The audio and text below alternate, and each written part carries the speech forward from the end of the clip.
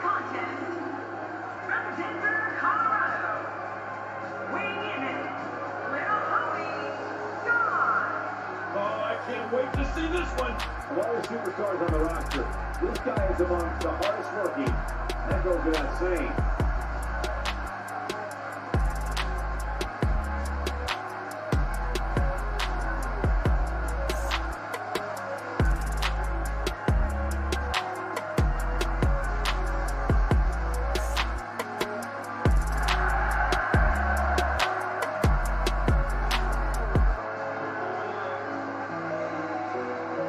Definitely shout out to Don Chaos. We know you got our back, and we got your back too, man. Denver, Colorado all day, brother. We're definitely going to hook up with you.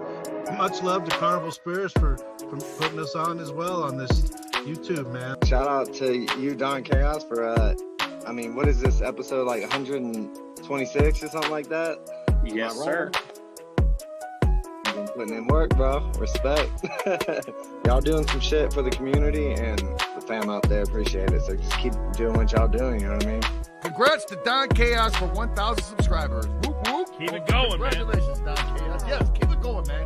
Good luck to you, fucking Don Chaos, and fucking hell yeah on your 1,000 fucking followers. You know who it is. It's Ouija Mac, bitch. Shout out to Carnival Spirits. And fucking shout out to Don Chaos one time. You know what's going on. This is my brother. Everyone, Don Chaos and Brother Lynch Hung here. Yeah, and Carnival Spirits. What's up, man? Don Chaos. What's up? It's your boy Brother Lynch Hung. We out here tonight. Fuego Flays and my nigga Don Chaos. What's going on, B? It's my brother right here. My boy. Excuse the left. Excuse the left. Yo, what up, y'all? This is Don Chaos, and I'm with a very legendary man. Go ahead and introduce yourself. Hey, Sean. Yeah, we at the gathering, y'all.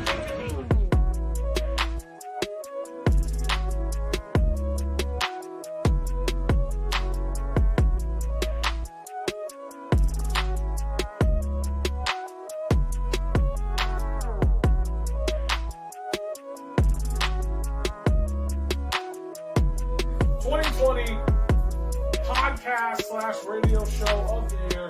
This one's always controversial. Coming in number one, we got Hours of Chaos with Don Chaos. Ooh, look at that. Ooh, there. Congratulations, man. Don Chaos, Hours of Chaos.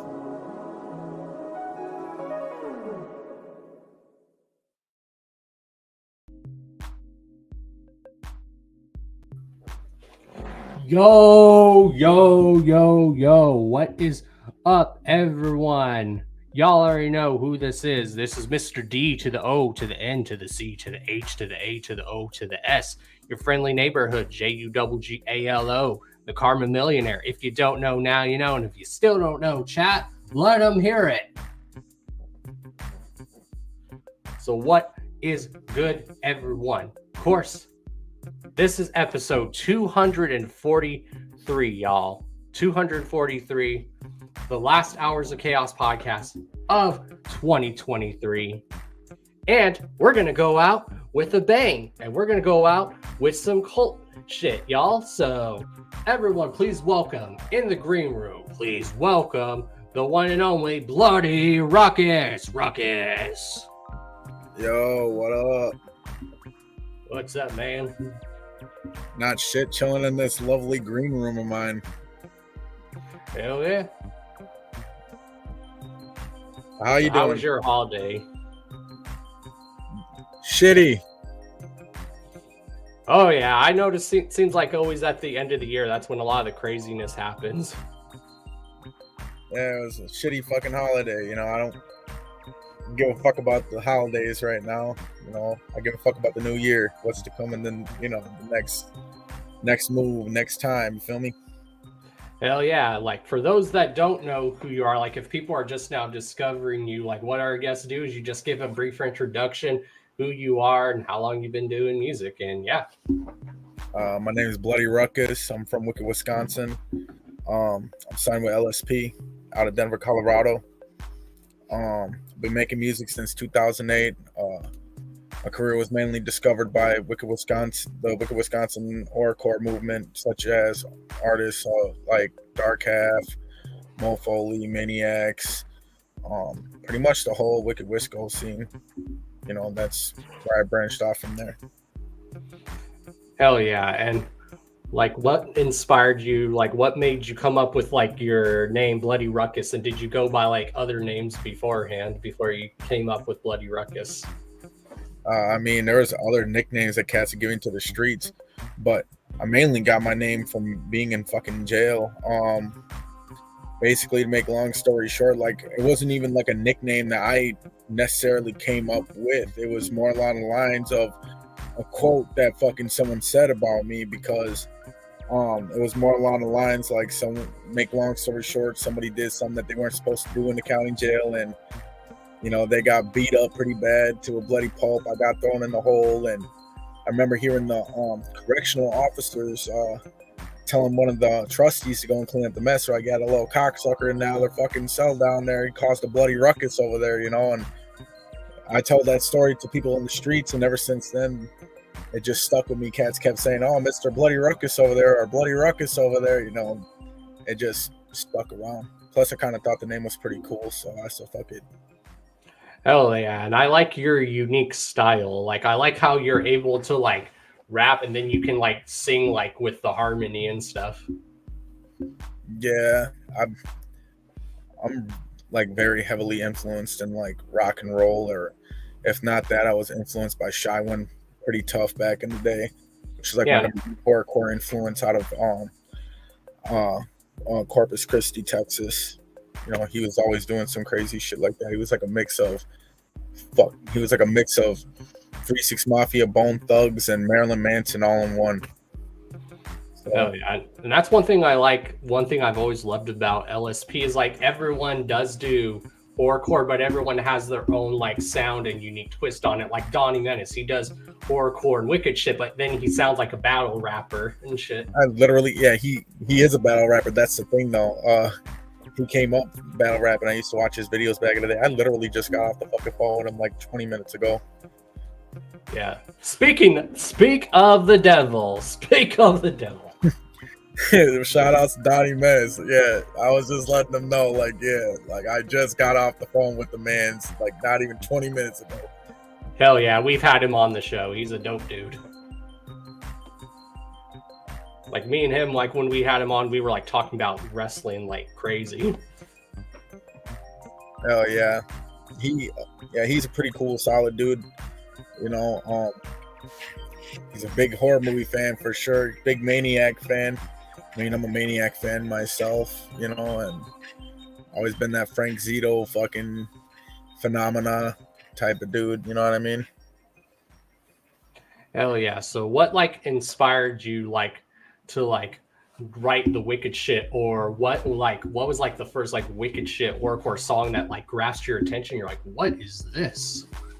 I don't fucking know. Like, so like so it's like I grew up listening to like 3 6 Mafia and just horrorcore in general and shit. So I don't know, like what really inspired me was to like actually do the shit was listening to Shy One and shit like that. Shy One or Evil Pimp, Nirvana, and again, it's kind of funny. I bring up like rock bands into this shit too. Okay, so like Nirvana or Korn or Slipknot, you know, shit like that. You know, like I don't know. I just wanted to do something like kind of like that. And like the whole devil shit genre was pretty cool. You know, especially listening to like old school 3 6 Mafia or Crucifix Clan and shit like that, you know. So that kind of got me hooked on it big time back in the day, and it pushed me to go and make my first song, which was about me shooting up a fucking school.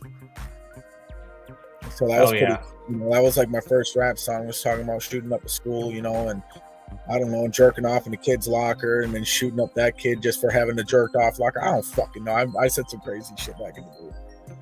Yeah, that's one thing I've always liked, is that even like when rappers can like come from like a rock or metal influence, like who mainly comes always to firsthand, everyone knows like Necro and Ill Bill, they come from like a metal background usually. They came up in a metal scene, but them guys are straight hood. They came from the streets. You know what I mean? Them guys grew up in the motherfucking hood for sure. You know what I mean? Like, so, but I actually fucked with Necro and Ill Bill growing up too and shit. You know, I messed with all their music. You know, yeah, I love Ill Bill. Circle of Tyrants and Mr. Hyde, you know, Apathy or Immortal Technique, all those guys from New York, they were always, you know, doing their fucking thing when it came to that style. So Oh yeah, I've seen like some of those dudes live. Like I've seen Jedi Mind Tricks live. I've seen Immortal Technique live, and Immortal Technique live. Oh my god. yeah. You know, I used to say some funny ass shit that I used to tell people like, yeah, Immortal Technique's music makes me want to go and rob and rape my own mom just to find out it's my mom. You know, just people be like, what the fuck? That's because of the Dances with the Devil track that he had and shit, where he talked about that, you know, brought up on that subject and shit. So that was like one of the most shock value tracks I listened to like back in the day. You know, I've always been like shock value shit too. So Hell yeah. So what are like some of your other like absolute like favorite horror movies? fuck. I mean. I mean, besides like your little mainstream like Freddy, Jason, and all that other shit, Italian giallo horror movie kind of guy like Lucio Fulci, Dario Argento movies. Like I said, Maniac is like really up there, like big fucking time. It's up there in like my top 5. You know, 80s slasher films and shit like that. Like there's like a huge list. You know, it's kind of hard for me to try to pinpoint which ones, but I can tell you which one is in my top 5, and Maniac is one of them. Yeah, I've noticed something that like a lot of those foreign horror movies are another good. one. Oh, I don't mean to interrupt you, my bad, but Headless is another one though too, and that's because, you know, Headless has that shock value of a slasher film big time because it's about a dude in a fucking skull mask who goes around chopping bitches' heads off, eating their eyeballs, and then thumbing their eye sockets while fucking their throat holes. So Damn, I might have to check that one out. Shit. yeah, like I be watching some shocking shit. So yeah, there's nothing that anybody can put in front of me that can surprise me anymore. You know, I've seen some pretty gruesome shit. And I like a lot of those like foreign horror movies. Like I learned that like a lot of those Korean and Japanese horror movies, those movies are fucking scary. They even give me the creeps, but in a good way. I mean, I think like the best one, like they do got some pretty good horror movies, but I think like the best one that they've made as of recently is called The Sadness. That movie was incredible. Like pretty fucked up, pretty gory. It's like most fucked up zombie movie that like I've actually seen in a long fucking time. I actually like it. I don't know if you ever seen The Sadness. If you haven't, look it up. It's from 2021. But they like, I don't know, like the Oriental horror movie scene is like busting big time because they got some of the goriest shits, but other than that, like sometimes they like to gravitate towards like that phenomena fucking, you know, aura where it's like, oh yeah, The Grudge or The Ring style, you know, shit like that. I'm more of a gory kind of guy, so I just tend to watch some pretty fucked up gory movies and shit. I don't know, I used to watch like Guinea Pig back in the day, and you know, cats used to think that shit was real because you know how extravagant and real the gory scenes looked, like the chick getting her hand cut off. They thought that shit was real. So yeah. Wait, hold on. Yeah, we have a question. I think Black Christmas from 1978 was all right. I mean, for slasher dialogue, it was decent. Really, I love horror, but I'm like very picky when it comes to it too. Yeah, I'm very picky myself. Like I'm ultra fucking picky. Like if it's ass and trash, it's not being played on my fucking TV. You got like fucked up. Plus, I'm a Tales from the Crypt fan, so you might want to catch me around that area too. You know, I be watching Tales from the Crypt daily. So. Oh yeah, and I've always loved Tales from the Crypt, and I like that trippy type stuff too, like the Twilight Zone and shit. I mean, that just depends, really. I mean, old school Twilight Zone I can fuck with. Like new age Twilight Zone, I don't know. It's like a little bit off with me and shit. It's kind of weird because I fuck with the newer Outer Limits than I do with the old school Outer Limits, but I fuck with the old school Twilight over the new school Twilight. I know, that's one thing. I kind of like the old Twilight Zone. I was like, for the time that came out, like those were like very trippy. It's like, holy shit. Yeah. And the guy that hosted that show, he had another show though. I don't know if you knew that or not, but it was called Night Gallery. Oh yeah, I have heard of that. Yeah, so the same guy that hosted the Twilight Zone, he also hosted Night Gallery. So like after you know, back in the days when you was watching Twilight Zone, another show came on right after that, which was all pure horror, and it was called Night Gallery. I know, I've seen every single fucking episode in prison. Yes, I agree, babe. Rod Sterling is a genius. Even dead. Yep. So if you had to pick, like, what are like some of like your like top like albums that like influenced you basically, or that like hold a very special place in your heart that you can like never get tired of hearing? Shy Ones, Where I Stand I Soon Will Fall. That one keeps me going, keeps me motivated. Let's see, one of the first like Cannibal Corpse albums and shit. That one keeps me motivated. It keeps me moist, keeps me want to keep moving, keeps me want to fucking gives me a reason why I should keep moving forward with music. I was as fucked up as their music sounds and shit, you know, like Cannibal Corpse has those type of albums, or even listening to like Korn. Like if I listen to like Issues or Follow the Leader, like, oh yeah, that shit's gonna keep me motivated to actually make it something just as good, if not better. I mean, I'm not trying to say I'm better than Korn. That's an understatement like a motherfucker, but yeah, but you know, just them albums, or you know, there's not too many horrorcore albums that I can actually pinpoint that would motivate me. You know what I mean? Like, I can go back though in time and listen to shit that I know would motivate motherfuckers. Like, prime example, when Dark Half dropped Graveyard Blues back in the day. That is a classic.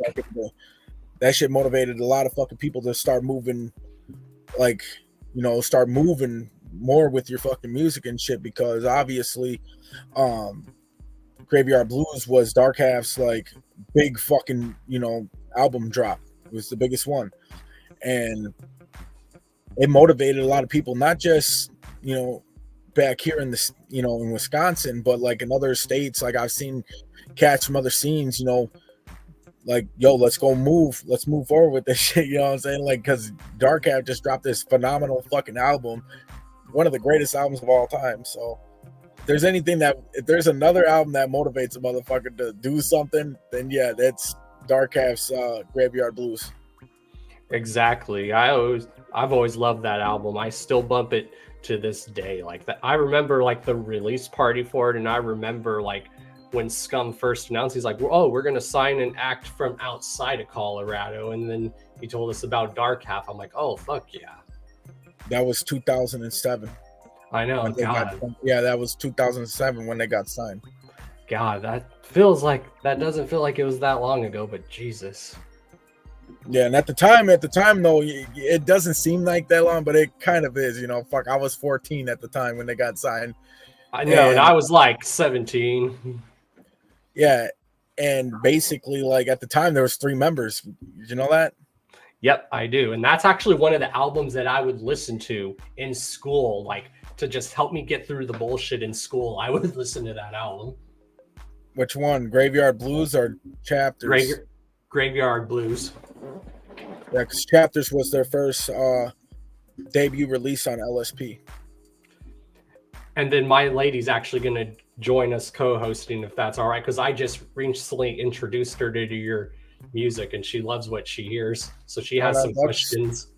That's cool. Bring it on. Welcome, babe. Hello. Hi. What's up? Woo-woo. Not shit. Chilling. Called shit.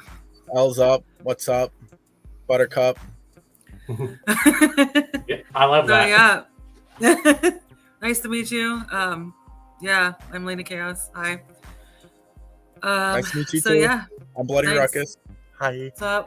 Yeah, yo. What's up? So yeah, I've been listening to your shit. Good job. Oh, thank you. Good job. It's not the best. I think I'm garbage. No. I think I'm trash. I think I'm basura. You know, big old basura. You know what basura means in Spanish? Trash. Trash. Yeah. No, I'm That's just cool. kidding. That's cool. I'm you, my own worst critic, so I like to talk shit on myself a lot. I'm the same way. Yeah, a lot of you guys are like that. Hey, I'm not new. I might be new to you, but I'm not that new. But like, I have to say though, right now, like I'm in love with Daughter of Grimm. That song, yes, is so fucking good. Like, I don't know what the hell, dude. I've been listening to it like on repeat. I don't know what it is. I just really, really, really love it. I like all your stuff that I've heard so far, but that song is just like, I don't know. It really, I love it. It's really good. I get a lot of feedback about that song. Between that song and Grave Talking, those were like, I get a lot of feedback for those two specific songs. If not, I hear about other songs, but specifically those two, I get a lot of fucking feedback about, especially Daughter of Grimm, because people look at it as like, because how some people addressed me was they looked at it as they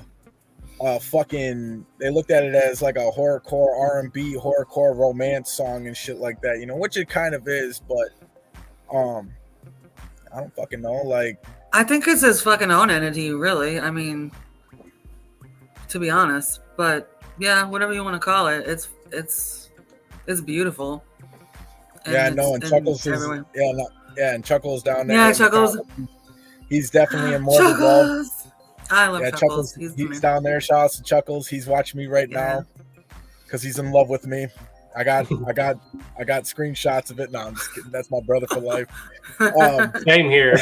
That's my brother for life. And no, I got a lot of history with him going back for many, many years, dude. Like, for real, that's my brother for life, though. Yeah, he's down there. You just chanting the lyrics in the motherfucking comment section and shit. You know what I'm saying? Like, he's down there. I'm in morbid love. You know. Yeah, Chuckles is the homie, dude. He's the very supportive homie. Like, he always gives us props what we do.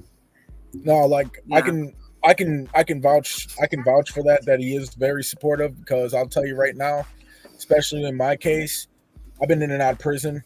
I've been fighting cases and shit for almost a fucking decade. And I'll tell you right now, Chuckles had my back every motherfucking time. When I went to prison, he made sure I was straight. If I was fucked up, he came through. Like, if I was fucked up in prison, had nothing, he actually came through. Or, you know, just anything in general and shit like that, which was one of the reasons why, like, when I got out of prison, I approached Scum like, yo, this is what it is, dude. He had my back while I was in prison. Give me that solid. Sign him. Because if there's anything if there's a way that I can get Chuckles back for all the things that he's done for me over the past fucking decade, get him fucking signed and shit, you know. And Scum was very hesitant at first, but hey, months, almost a year goes by, and guess what? Boom. Well, pretty much a year goes by. Boom. Chuckles is now signed. So. Yep, that was a proud moment. It was a proud moment, and I'm glad you had something to do with that. That's us looking out for each other. That's what this shit's all about, dude. No, he looked out for me. I had to look out for him back.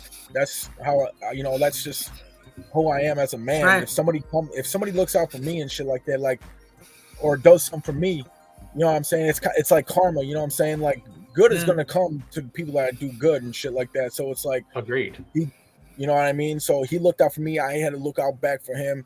It's always been like that between me and him, back and forth. You know what I mean? Like, he looked out for me hella though, and you know, there's times where I talk to him and I tell him I have, you know, like, I don't know how to repay you, you know what I'm saying? Like, you know, but other than that, like, you know, I got his back. So if anything were to ever happen or motherfuckers were to step to him, anything like that, I always have his back. Like, you know what I'm saying? Because that's my boy. That's my brother for life, you know? I'll straight up pee in somebody's body for that, man. So then I respect that. I respect that a lot. Yeah, for real. Like, if it came down to it, if me and him ever got locked up and somebody tried fucking with him, I swear to God, that motherfucker, for whoever the fuck it is that's fucking with him, he better fucking, that man better go back to his cell, eat his Wheaties, because I swear to God, that motherfucker would get knocked out and sucked off with my belly button. Right on. Way to look out for each other, dude. We're serious, yeah. That's fucking awesome. That touches my heart. Pee in your body, yeah. Yeah. So that could be a song. You could write a song like that, like just called "Pee in Your Body." Yeah, And probably not. I don't know. I mean, at least, but write it about someone who's of age, so that you're not like R. Kelly. I mean, because like the thing about it is like, see, Chuckles is hitting it in the comment section right now, and he knows like, okay, behind closed doors, behind the scenes, like, yeah, I always tell motherfuckers like, we'll have a serious conversation about something or whatever, right? And I'll be sitting there like, hell yeah, bro, pee in your body, what's up? And they'll be like, what the fuck? Like, we'll have a serious dead-ass conversation about something. Like, oh yeah, like prime example, you know what I'm saying? Like one day I'll call him like, oh yeah, hey, my dog just died. Oh man, that sucks, bro. And I'm like, yeah, I know. Pee in your body. That's what's up. You're like, yo, what the fuck? So like, he introduced me to some of his guys. When we were in Denver, he introduced me to some of his guys down there, and they got nothing but the jokes out of me. Like I kept telling them like, hell yeah, bro, that's what's up. Pee in your body. You know what I'm saying? Pee. You know, they're like, what the fuck did this man just say to us? I'm like, yeah, pee in your body. And that's because like, I have an extreme sense of humor. You know what I'm saying? Outside of the fucking scene, I have a huge. We do too. Sense of humor, especially like, you know, in the Native American community, like with me being half Native and everything. Like a lot of gay jokes come around, you know what I mean? So like I have a relative, you know what I'm saying? When I was in prison, I seen a cousin of mine in prison. I'm like, yo, cuzzo, man, it's been years. Give me a hug, bro. And he's like, hell yeah, fucking A. He turns around, bends over, and he's like, you know, hug me or what? I'm like, oh, wow. But, even though none of us are gay, and we're not against anybody's like preference or nothing like that. But the gay jokes come around hella a lot, you know what I'm saying? Like up here, like up in northern Wisconsin, like you'll hear a lot of crazy sick shit. Like Damien and Scott got the first whiff of it, you know, when they first, you know, came up north and met some of my family and shit. They're, you know, I had Scott Wachowski from Cult Activity, you know, saw the ghost. Mm-hmm. He was out by my family eating one day, and he's like, oh, you know, he got full from all the fry bread that was made, and he's like, holy fuck, man, I'm fucking full. And one of my relatives is like, yeah, fucking full of dick there, boy. Yes, dude. That's exactly right, dude. And I love fry bread. Yeah, her dad has a very good sense of humor. Yeah, my mom's side is Native. Native. What tribe? My dad. She was adopted, so I'm not really sure. I don't know. I don't know. But I know that. You know, as long as there's proof that there is indigenous blood in your family, you do know that you can get enrolled into any tribe, right? That's cool. Yeah, and get tribal benefits. Yeah, I've heard of that. Into any tribe, because even though there's no telling what tribe you are, as long as there's proof that you have a certain amount of indigenous blood in your fucking body, that proves like, oh yeah, this person is indigenous, this person is actually Native American to this land. They can enroll you into any tribe. You can enroll into any tribe. I know this because there was a guy who was from Florida. He moved out here, and he was Native. He just didn't know who the fuck his family was. He wasn't even enrolled. They did a blood test with him out in the United Community Center, and it came up like, oh yeah, he's definitely, you know, like 80-90% indigenous or some shit like that. He got enrolled into the Oneida Nation. So really? I know I'm not that much, but shit, it's worth a shot. I don't know if I'd want to take advantage of that though, because I mean, even if you don't get per cap, you still get like benefits out of it, like schooling, dental, health, whatever. Yeah, well, it might be. I mean, I could look into it, but if you're an eighth or more, like that's just how that works, I guess. Pretty much, I think so. Yeah, yeah. I never thought of doing that. No. I'll look into it. Well, but yeah. Maybe I should what? I said maybe you should start, bub. Bub. All right. So for anyone else that doesn't know, like, tell us the story, because we always like to hear stories on this. Like, how did you get like signed to like LSP and stuff? I obviously, for anyone that knows me, for everyone that knows me, they know my history. You know, I'm Dark Half's little brother practically, okay? Yep. You know, because I've been around long fucking time, especially coming up with them. Even when Scum first met me, I was 16, 17 years old when he first met me. The first thing that came out, you know, I was a wild card back in the day, so I was like, "Yo, nice to meet you. How about signing me now?" You know, like, what the fuck? Who the fuck is this kid, right? You know, that's well, basically, you know, I used to bat. You know, I would literally climb my way up to the top, trying to grind my way up there to get signed. I was close to being signed in 2013 when Dark Half had made a sub label for LSP called Jonestown Records. I remember that. But because you know, I was fighting cases at the time. You know what I'm saying? Like, I'm, you know, I'm certifiably a fucking criminal at this time. You know, so I'm like fighting a case at this time. Because of me fighting a case, Scum had to go with the next candidate who was on Jonestown Records, which was Diabolic the Monster. Okay. You know, because he was more responsible. And he wasn't fighting cases. You know, I would have been signed in 2013 had I not been fighting a fucking case. So, so basically, you know, I still kept grinding and everything, you know, rolling with my brother's Dark Half and everything. And after a while, like, of Jonestown Records being shut down, Garrett Mark Erskine, rest his soul, Geno Cult shit, he made it a fucking thing to where there would be 5 leaders of the cult shit movement, wherever the fuck. So, you know, with that being said, that kind of helped a little bit more than what you would expect, you know, because the leaders was obviously Dark Half, Star the Ghost, me, and Dope Fiend. So when Garrett Mark Erskine passed away and shit, you know, Scum approached me at the funeral, was like, "You're gonna have to start working, you know, a lot more harder now that he's gone and shit." So I did what I had to do to steady keep grinding, and then Damien wanted to form a group, you know, which was an original plan to do before Garrett passed away, which was a super group. Originally, it was going to be Modern Day Manson Family, but the title switched around and became Cult Activity. So when Cult Activity formulated and shit like that, that's when I got my contract as, you know, a member of Cult Activity, and then from there I was on LSP ever since. And that was in 2015, 2016, right after Garrett passed away. Yeah, that Cold Activity record is fucking phenomenal. Oh, thank you.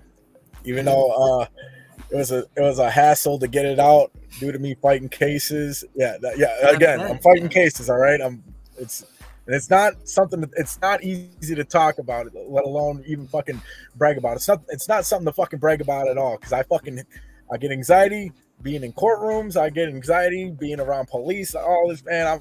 I'm getting too old for it. You know what I mean? It's retarded. Who doesn't? Yeah. Dudes, if a dude was chasing me with a gun, I'd run too. Shit. I mean, you know, that's how I feel. That's how I feel about cops. You come at me, I don't like that. Oh yeah, it's like something that's like imprinted on us when we're like young. If we've dealt with that, like I've had serious like bad run-ins with the cops too growing up. No, but and I'm talking about. Oh, sorry. Oh no, like they like to target my family. My family has like a huge reputation on being on the fucking police radar and shit. Like back in the day, in like the fucking late 80s, early 90s, they used to have a fucking picture of my dad on a bulletin board in the fucking police department that said, and they used to tell their rookies, like, if you see this man, stay the fuck away from him and call up backup type shit. You know, that's how far it goes back. So they've been fucking with me and my family for years. Like last year, my brother, I watched the police try to fucking arrest my fucking brother right in front of my fucking house here, and it was the most hilarious shit I had ever seen, though, at the same time. And the reason why I say that is because my brother was kind of losing his fucking loophole for a little bit, you know, losing his mind. So my brother's broken. He's standing out in front of the fucking house, you know, covered head to toe in mud, like, what the fuck happened? And he's standing no shoes on in the middle of winter and everything. And the police come rolling up and try to get my brother in the house because he's got warrants for his fucking arrest and shit. And the police come rolling up and they try to tackle him. They're like, you got warrants for your arrest. And I try to tell him, the police, like, yo, he's not mentally there. You know, I'm trying to prevent the police from trying to shoot my fucking brother because cops are known for shooting people. Yeah. And they're like, oh, we don't give a fuck about him. We don't give a fuck about you. And yada, yada, yada. So my brother Brogan got out of their grips and tried to like square up with the police and shit. And they pulled the pistol out and Brogan said, fuck this. And he started running up the street. As he was running up the street, a fucking fat female cop went to chase after him and slipped on the fucking street in front of my house. It was the most hilarious shit that I'd seen all year. And I've only been out for like 2 months at the time. Did it get on video? No. Did anybody? Oh, fuck. Yeah. My brother ran for like 3 or 4 blocks until they tackled him. They tackled him and they fucking jumped him. They beat the fuck out of him. They even waited for the female cop. They even waited for the female cop that tripped in front of my house to show up just so she can get a few licks in. Oh, Jesus fucking Christ, man. So they beat the fuck out of him. Fuck that shit, dude. Yeah. That's not a fuck that. I mean, yeah, if you guys see my brother's mugshot was pretty fucking rough.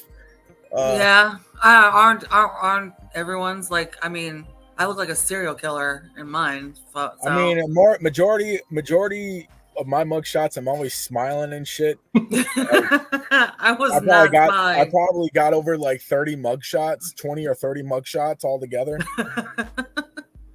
And it's probably looking like 20 or 30 different people, I'm sure. No, I'm fucking like, because I've been in and out. I've been in and out the county since I was 13. So yeah, you know, going in the county or going into psychiatric hospitals or going into prison, I've been in and out since 13. Same.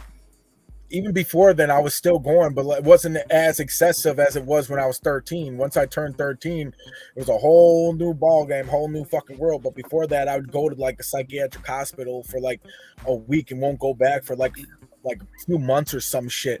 Fuck, turned 13, man, shit got real. Yeah, shit gets real when you turn 13. I'm right there with you, dude. They had me on lithium at 12. I'm just in and out of the psychiatric hospitals until I was 25. You know, so I feel you, dude. I feel you. But we came out of it, dude. We're here. Yeah, because the best thing that I could do was always look at the light flashing through my fucking window and shit when I would be locked up. Which, like, it was like every time like I seen like a light flash through my window, it was like a sign of hope that you know, you don't have a life sentence, motherfucker. You're going home. Right. Yeah. There's something out there. Yeah, you get them. Yeah, like it's like a sign that I get every time, and I don't believe in religion or nothing like that. You know what I mean? But like it's like a sign in the cosmos and the universe telling me like, yo, you don't have a fucking life sentence. You're going home. You're gonna make a fucking comeback. You know what I'm saying? It's just a minor setback for a major comeback. You know, you're coming back and you're gonna go hard in the paint. And fuck yeah, dude. And you are, and you will, and you'll continue to. Fuck yeah, dude. That's the kind of attitude that I wish everyone would adopt, because, you know, no matter what you've been through, you're still obviously a very level-headed, positive person. So, I mean, you know, to an extent, but I mean, everybody has their days, dude. Yeah, everybody has their fucking days, dude. Like, you can have your good days and your bad days, but by the end of the day, when it's all said and done, you live to fight another day, Craig. That's right. You live to fight another motherfucking day, Craig. Rip Sean with a spoon.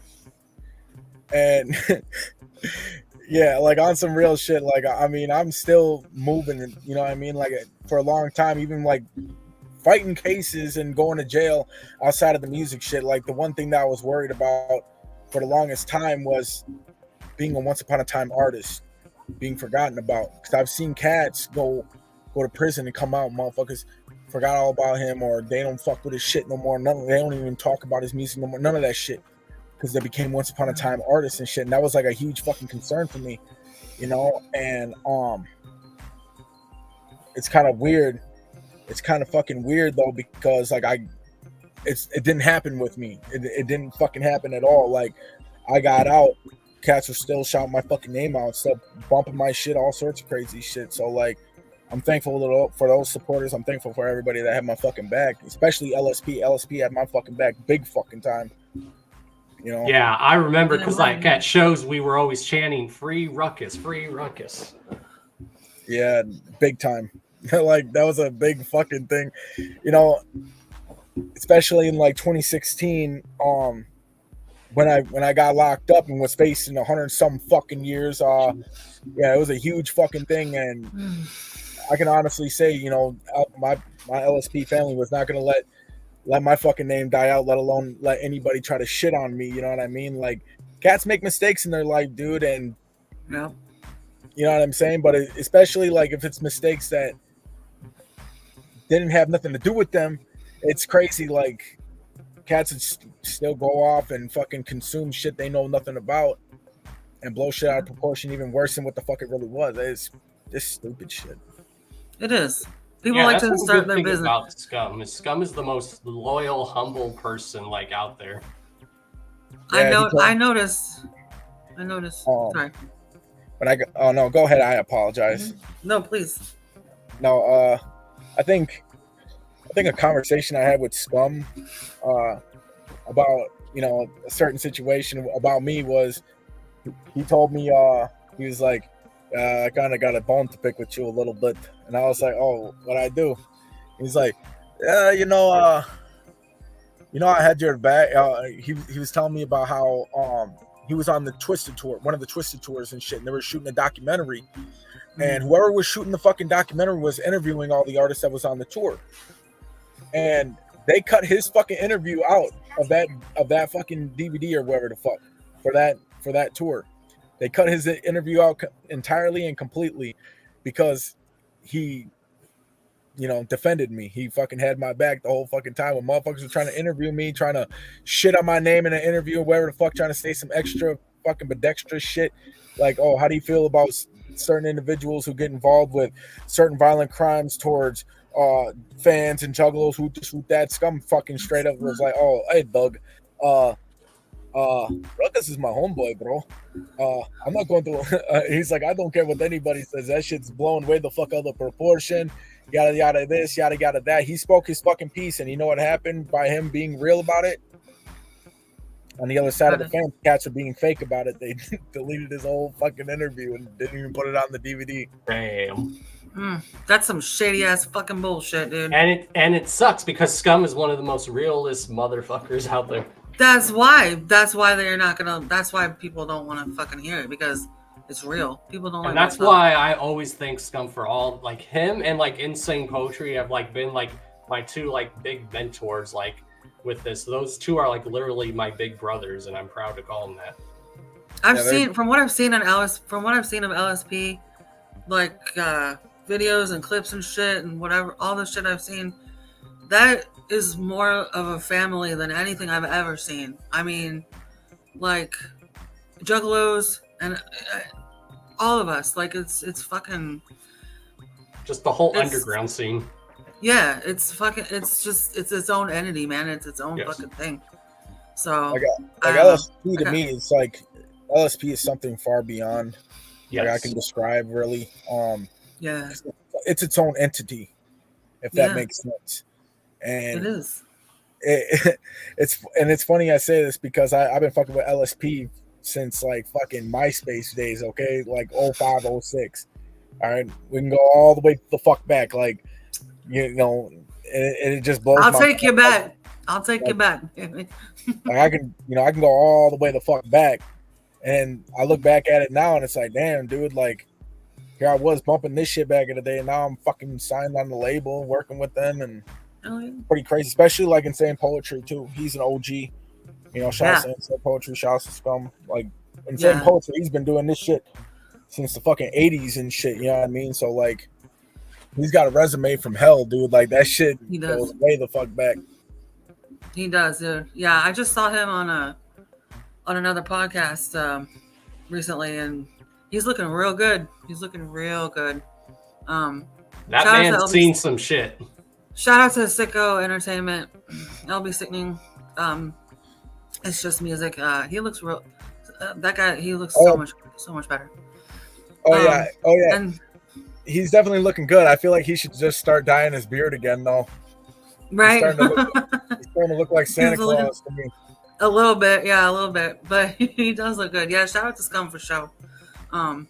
Yeah, I've never met him, but I'm hoping to reel him in, man. I want to get him on the sesh. And he's just like, again, he's the most realist dude. And I like whenever there's performances going, he sits and watches everyone else's performances. It's dope. I love that. He supports the underground. Exactly. And he gives it the best advice like ever. You know, yeah, because oh, go ahead. I apologize. No, I'm sorry. Go, please. It's your show. No, like he definitely gives out that vibe like, yo, he's here to support you, motherfucker. Like, he's not just here as an artist, but he's also here as a supporter, dude, because like that's how it's always been with him, you know. Like, he does watch everybody's set, and he gives you the utmost fucking, like, how can I say this? Like, he gives you like this utmost like motivation and inspiration to fucking, and utmost respect at that, for you to continue moving forward and, you know, potentially do something. You know what I mean? Like, prosperity is there. He'll let you know that. Like, the prosperity is there, dude. You just got to keep working for it. I see a lot of that in you as well. Like, and a lot of all the LSP people that I've come in contact with, he's a major influence on you guys, and I don't know. I think it's a fucking beautiful thing that he's and I noticed that it doesn't matter who he's talking to, there's fucking respect there all the time, and he's just a solid. He's just a solid dude, and I noticed that in you as well. So I'm glad that you guys got to work together, because obviously you influence each other. Oh, most definitely. And I thank Scum too. Like, I don't know if he'll ever watch this shit, but he knows I thank him though, you know what I'm saying, for everything he's ever done for me, as well as like put me on, have my back, and you know what I'm saying, pretty much welcome me as one of his own, if you will. Yeah. And obviously it's rubbed off on you because you're paying it forward. Look what you did for Chuckles. I mean, you guys have each other's backs. It rubs off. Like, the positivity fucking rubs off. No matter what we're doing, no matter what we're fucking rapping about or talking about, like killing people, it doesn't matter. It all boils down to like we all got each other's backs, and like, you know, I think that's the most important thing. That's where people judge us mostly, is because they hear the music and they think that we're all fucking just raging fucking criminals, and we're not. We're people, you know. So that's like one of the reasons why that was like an excuse that the judge put on my sentencing, because like as of right now I can't publicly perform. They put a rule on me that states I can't publicly perform because the fucking bitch ass judge said that my music influences people to commit acts of violence on the community. Yeah, of course. So as of right now, I'm battling the courts right now, right? It's a never-ending fucking battle, I swear to God. I'm battling with the courts to get that right lifted, because it definitely violates my constitutional rights. You know, for all I know, you know, they're just trying to fucking like exile me, but I'm still able to make music. I'm still able to put out content. They should have just exiled me from just doing music in general. We wouldn't be even having this fucking conversation at all. What the fuck am I here doing? You know what I mean? Right. Like, but and it's funny, because even if I write a letter to the judge or whatever and they don't get that fucking right lifted, that's all right. I got another damn near 2 years left of paper to do. So by the time that's done, tell me I can't go on tour, you cocksucker. Fuck yeah, dude. Yeah. And fucking, you only got 2 years after? You only got 2 years left on, and then you're done. You're free and clear. 2026, yeah. 2026, okay. So, and then you're free and clear. You're done, right? Yeah. Good. Fuck yes. Good. The system, I don't want to get started on that, but the system is largely designed to keep people in it. And no, I'm already knowing, like, the system is designed the system is literally designed to fuck people over. You know what I mean? That's why, Yes, like, it is. there's days like I'll go through like depression phases and shit. Like, man, I hate this bitch ass shit. Sucker fish ass motherfuckers want to keep trying to fuck with me and my freedom. Like, and it's fucked up because like there are haters out there that would literally pry on my downfall by doing what they can to try to get me locked back up. That's why I went to prison the last time for like 3 fucking years. Was haters be doing that, bro? And it's fucked up. But it is fucked up. Yeah, it's fucked up. But by the end of the day, when it's all said and done, like, I'm right here, bitches. I ain't going no fucking where. You know what I mean? Like, you motherfuckers gonna have to keep calling my PO on me and shit because I ain't going no. Yep. That's fucking right, dude. Yeah, it's nice to see somebody come out of the system like and just keep going with life, you know. And even if you don't, it's nice to see people getting out. Because like, I mean, that's my field. I have a degree in criminal justice. Like that's what my field was. And so like I learned all about the system and how much it sucks. And I feel for you guys, like what you go through and shit. So I'm fucking proud of you, bro. Like, man, mad props to you. Much respect. Thank you. Because if there's anything that I was looking forward to, despite fighting cases or doing time and all that dumb shit, the only thing that I was looking forward to was making music. Because look, obviously, despite me being my own worst critic, I know I make pretty decent music. You know what I mean? You do, obviously, man. Come on. I got a lot because I'm not gonna lie. I get my inbox blown up with fucking people sharing or posting or fucking putting my songs in their stories and all this shit, which that shows like, okay, yeah, I got something going. Okay, awesome. You know, especially like the newer shit that I dropped though too. Like I just dropped these 2 snuff funk songs called Omega and Fuck Them, and people been all over that shit. I just saw, I saw. Sounds good. It sounds fucking great, dude. Actually, it sounds great. It's like a newer sound. Like I don't know. I was just experimenting with some weird shit. I love it. I think you're fucking phenomenal, man. I really do. I love your shit. And I mean, talking to you, you're a stand-up guy. I would love to fucking hang out with you, dude, and just hang out. That would be cool. Oh yeah, definitely. Just have a couch for me to crash on and bring some fucking bottles. Yeah, yeah. Bring a hit of acid. Bring a hit of acid. Bring some bottles and have like a horror movie sesh or something. Right. Hey, if you're ever in Florida, man, our casa is su casa. Which is cool because when you're able to get back to performing, what I'm trying to do is I'm going to try to put together like an annual like festival, and it's going to be called Karma Fest. And what it does is like the artist or group comes and they like perform, and it's always like for a good charity. Like maybe 1 year's for homelessness, maybe 1 year's to help like animals that are being abused and neglected. See, and that's kind of in my fucking field, bro. Because I've had done shows for like autism awareness groups. Oh yeah. Nice. So like that's definitely in my fucking field, like because I'm the type of dude that would like to give back to the community. You know, I see that. Doing a show like that where you know you're doing something for animal abuse awarenesses and shit like that. You know what I mean? Like fuck yeah, dude. Yeah. Boom. You know what I mean? Like especially like protecting forests and wildlife and shit like that. Like that's awesome. You know, only you can prevent wildfires, and by doing that, you got to do this shit. That's funny you mentioned that. The Defenders of Wildlife. I don't know if you've heard of them, but they're one of my favorite wildlife charities. So yeah, let's do one of those. Let's do something for Defenders. We'll do that. Yeah, like any children's charity, fucking animal charity. We like any kind of reputable charity that doesn't fucking pay their CEOs a shitload of money. We're all over it, dude. So yeah, like even like prime example, like I'm not the only one that does shit like that. My brother Damien from Dark Half, like he would have toy drives and shit. So him and his wife Tina would actually, for when they would do Buried Living or Cult Shit Christmas, they would have so many people show up, like, hey, you get into the show for free, just bring a toy and shit. And that, they would actually provide that to the Salvation Army or to one of these organizations that make sure that kids who don't have a Christmas has a fucking Christmas. Right. Yeah, that's what it's about, man. You don't see a lot of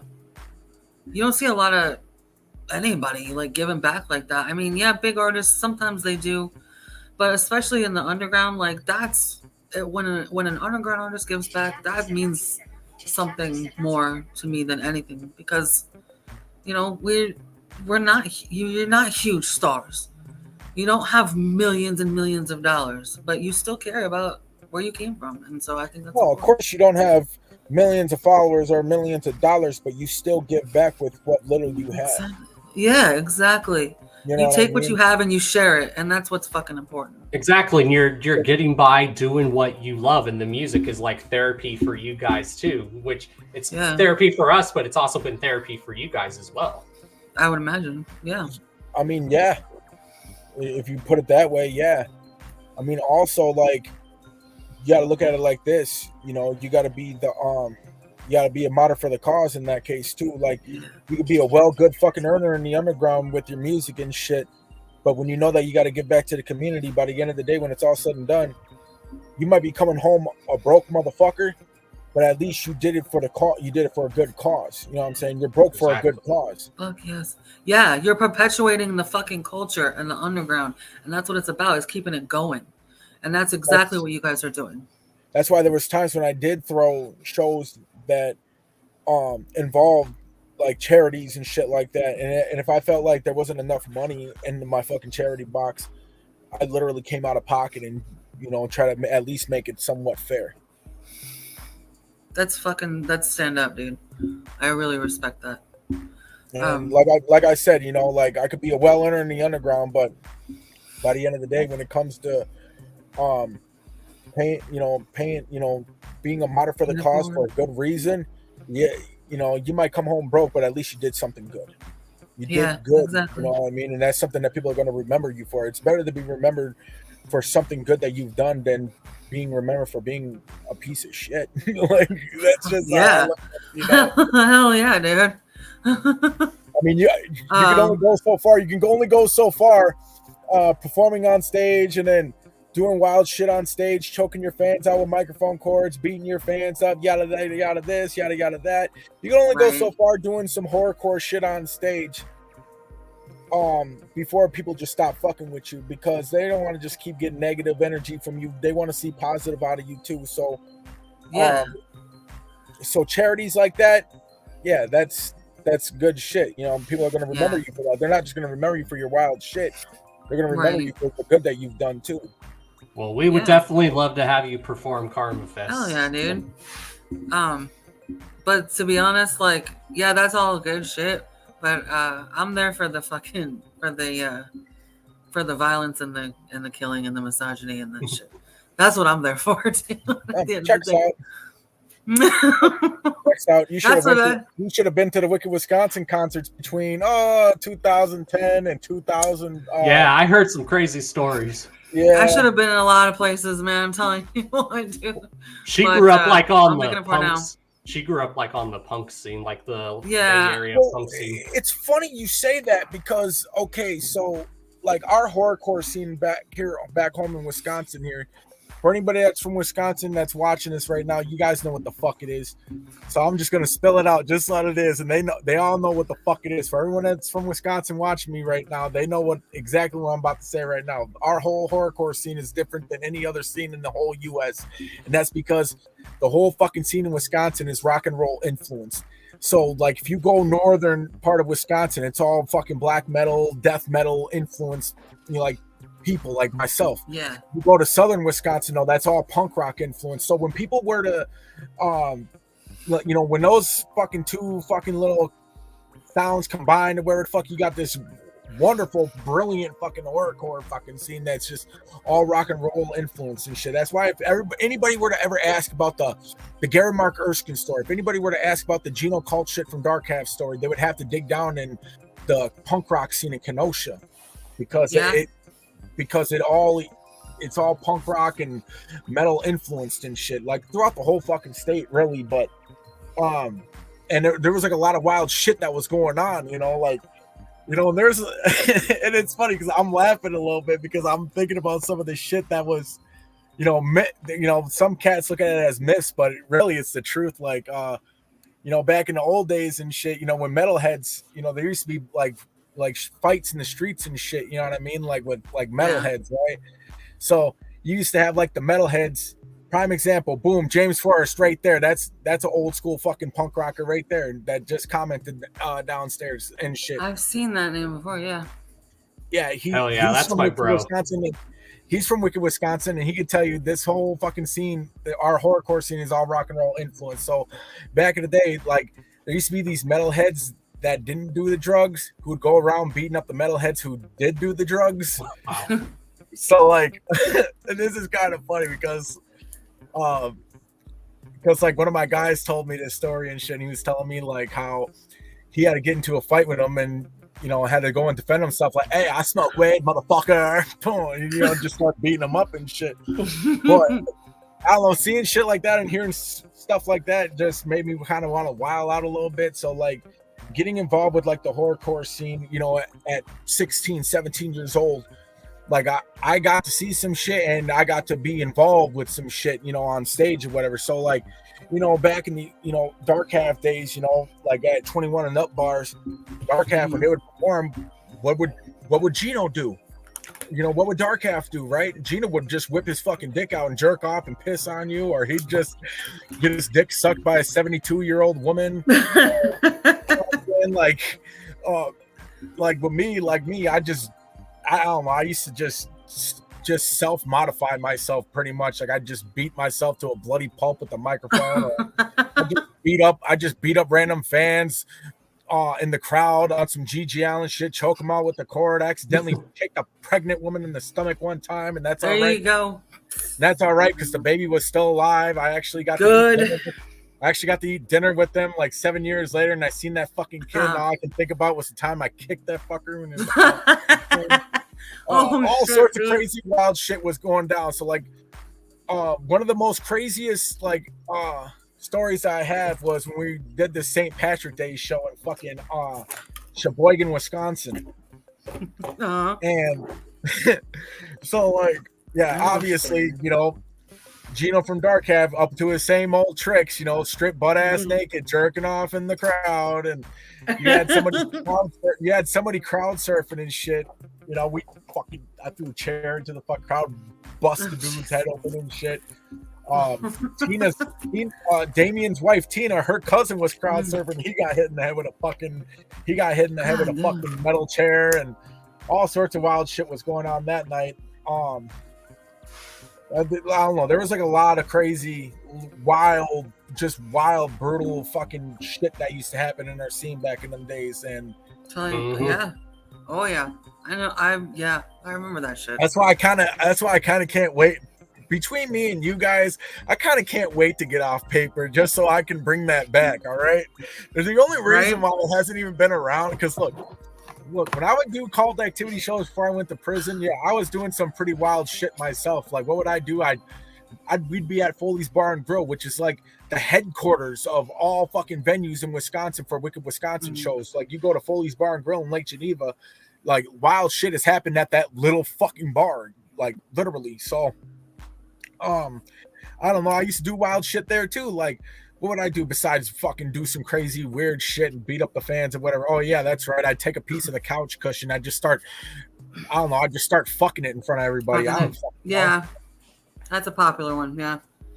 Just, like just some weird shit, or like, I don't fucking know. Like, I mean, back in the day, Gino stuck a microphone up his ass on stage in front of everybody. I never used that microphone ever again, but that's okay. I can't say I would either. No. Mm-mm. And I mean, it was just some pretty wild shit that we used to do at the shows back in the day, and like, I don't fucking know, dude. We just did some pretty outlandish shit. Like, I've always wanted to fucking pull some G.G. Allen shit and really defecate on the stage and throw it at people, but I didn't want people to get mad at me and try to fight with me because then I just had to go to jail for beating them up or something. Yeah, there's that. Yeah, there's that. Yeah, Lady Chaos told me some crazy stuff she used to do at shows. I was like, damn. Yeah, I used to get in the pit. Well, okay, there's this one time I was in the pit and it was a local show. I think the Gist was playing. It was a Bay Area show, and we're at this community center, this teen center, and so I'm in the pit, and there's these Nazi punks that come in, and we don't do that. So they come in the pit. So one of them clocks me straight in the face, and I go down. I'm like 16. Clocks me straight in the face. I go down. These two guys in white shirts just out of nowhere fucking pick me up, place me out of the pit, and proceed to annihilate this fucking guy, right? And it was the most satisfying thing I've ever seen. And then we all kicked them out, and it was fucking great. But like, I don't know who. Not a lot of people fucking experience that shit, and so I feel lucky. Like, I got punched in the face and fucking defended. Like, I don't know. I think that's a badge of honor for sure. Oh yeah, that's definitely a badge of honor. I mean, I've seen plenty of people get, socked in their shit, and right. I mean, if you can take it like a champ, okay, cool. But I mean, at the same time, I mean, I would have just fucking, I don't know. I would have probably, if somebody got me in my face, dude, you were getting an ass beat. Not like that's mandatory. You were getting a beating. Somebody is gonna beat this dude up. Whether it's me or these guys who fucking came out of nowhere and just like were like, "Hey, we got this." I'm like, okay, whatever. Yeah, like just some mandatory. Yeah. Somebody's getting a mandatory beating. They're getting a beating and a treating, because right after I'd beat the fucker up, what do? I don't fucking know. I'd probably take the grime, like some sweaty grime from under my nutsack and just swipe it in his face like,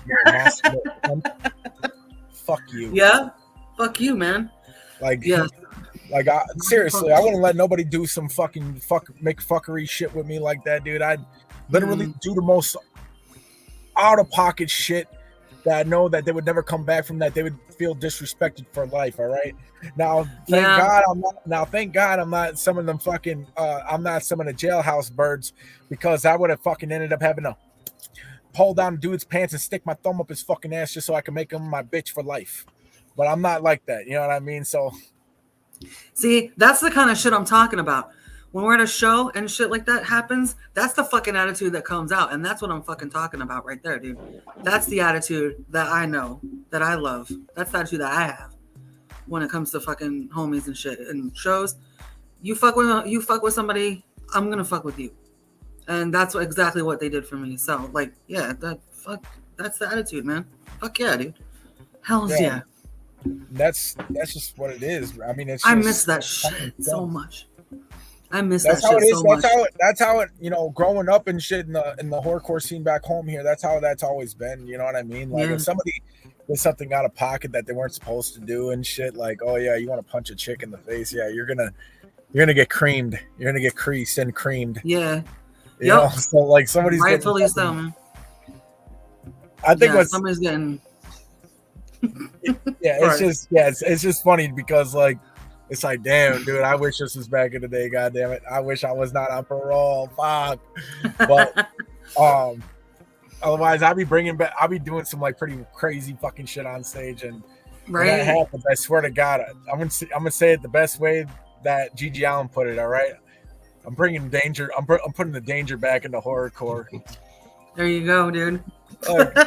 I mean, that's the best way to put it. Like, I'm bringing danger back into rock and roll. Fuck yes, man. Come on, let's go.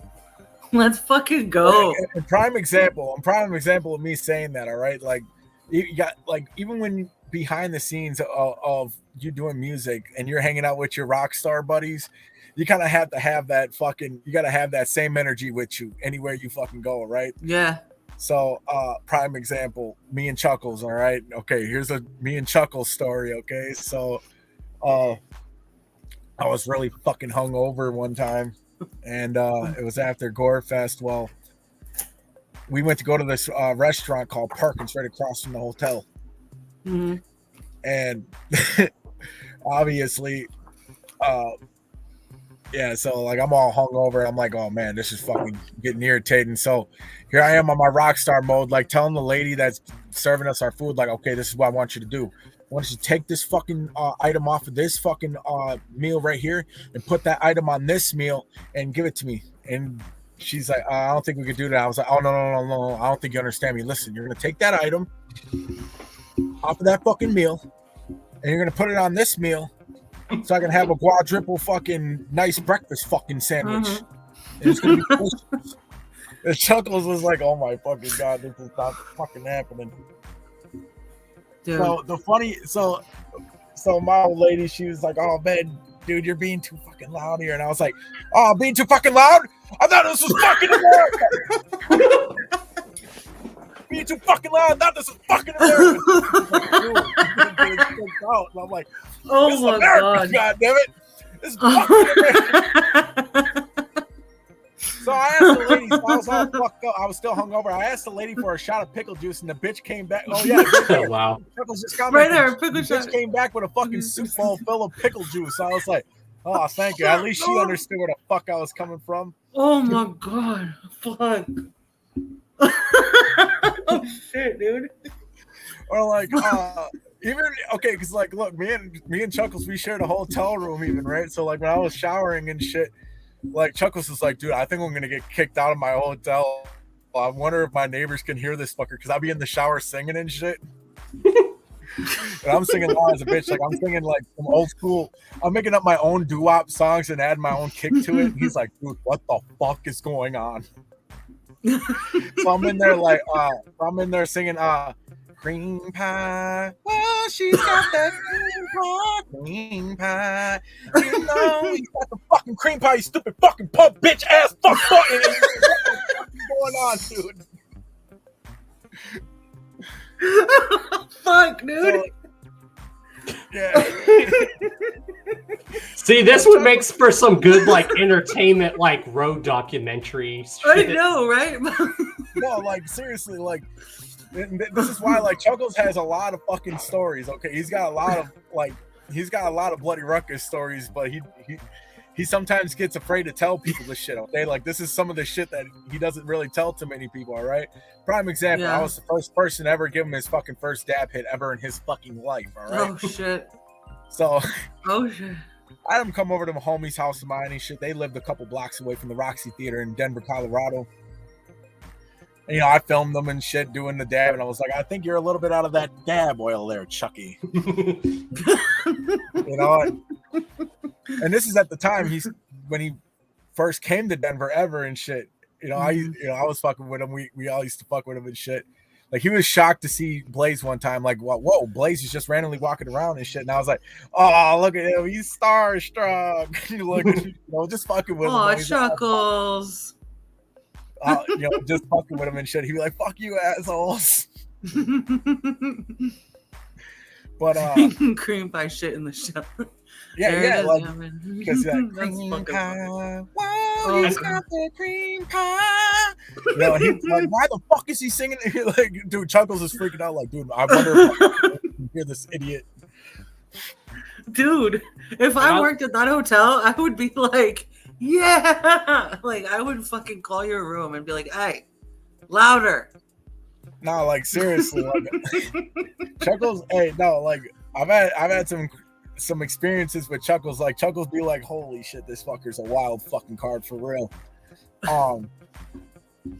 Like, there'd be times I call him at random and shit, and I'll be like, hey, yo, bro, you got to see this fucking, you know, I'll fuck with him, you know, and shit like that. Like, I'll send him some fucked up shit in his inbox. Like, bro, I just seen this video of this car doing a fucked up U-turn. You got to see it. He'll play the video. All of a sudden, it's some dude fucking shit milk in some other dude's mouth, and he's like, oh, what the fuck? Oh, god damn, dude.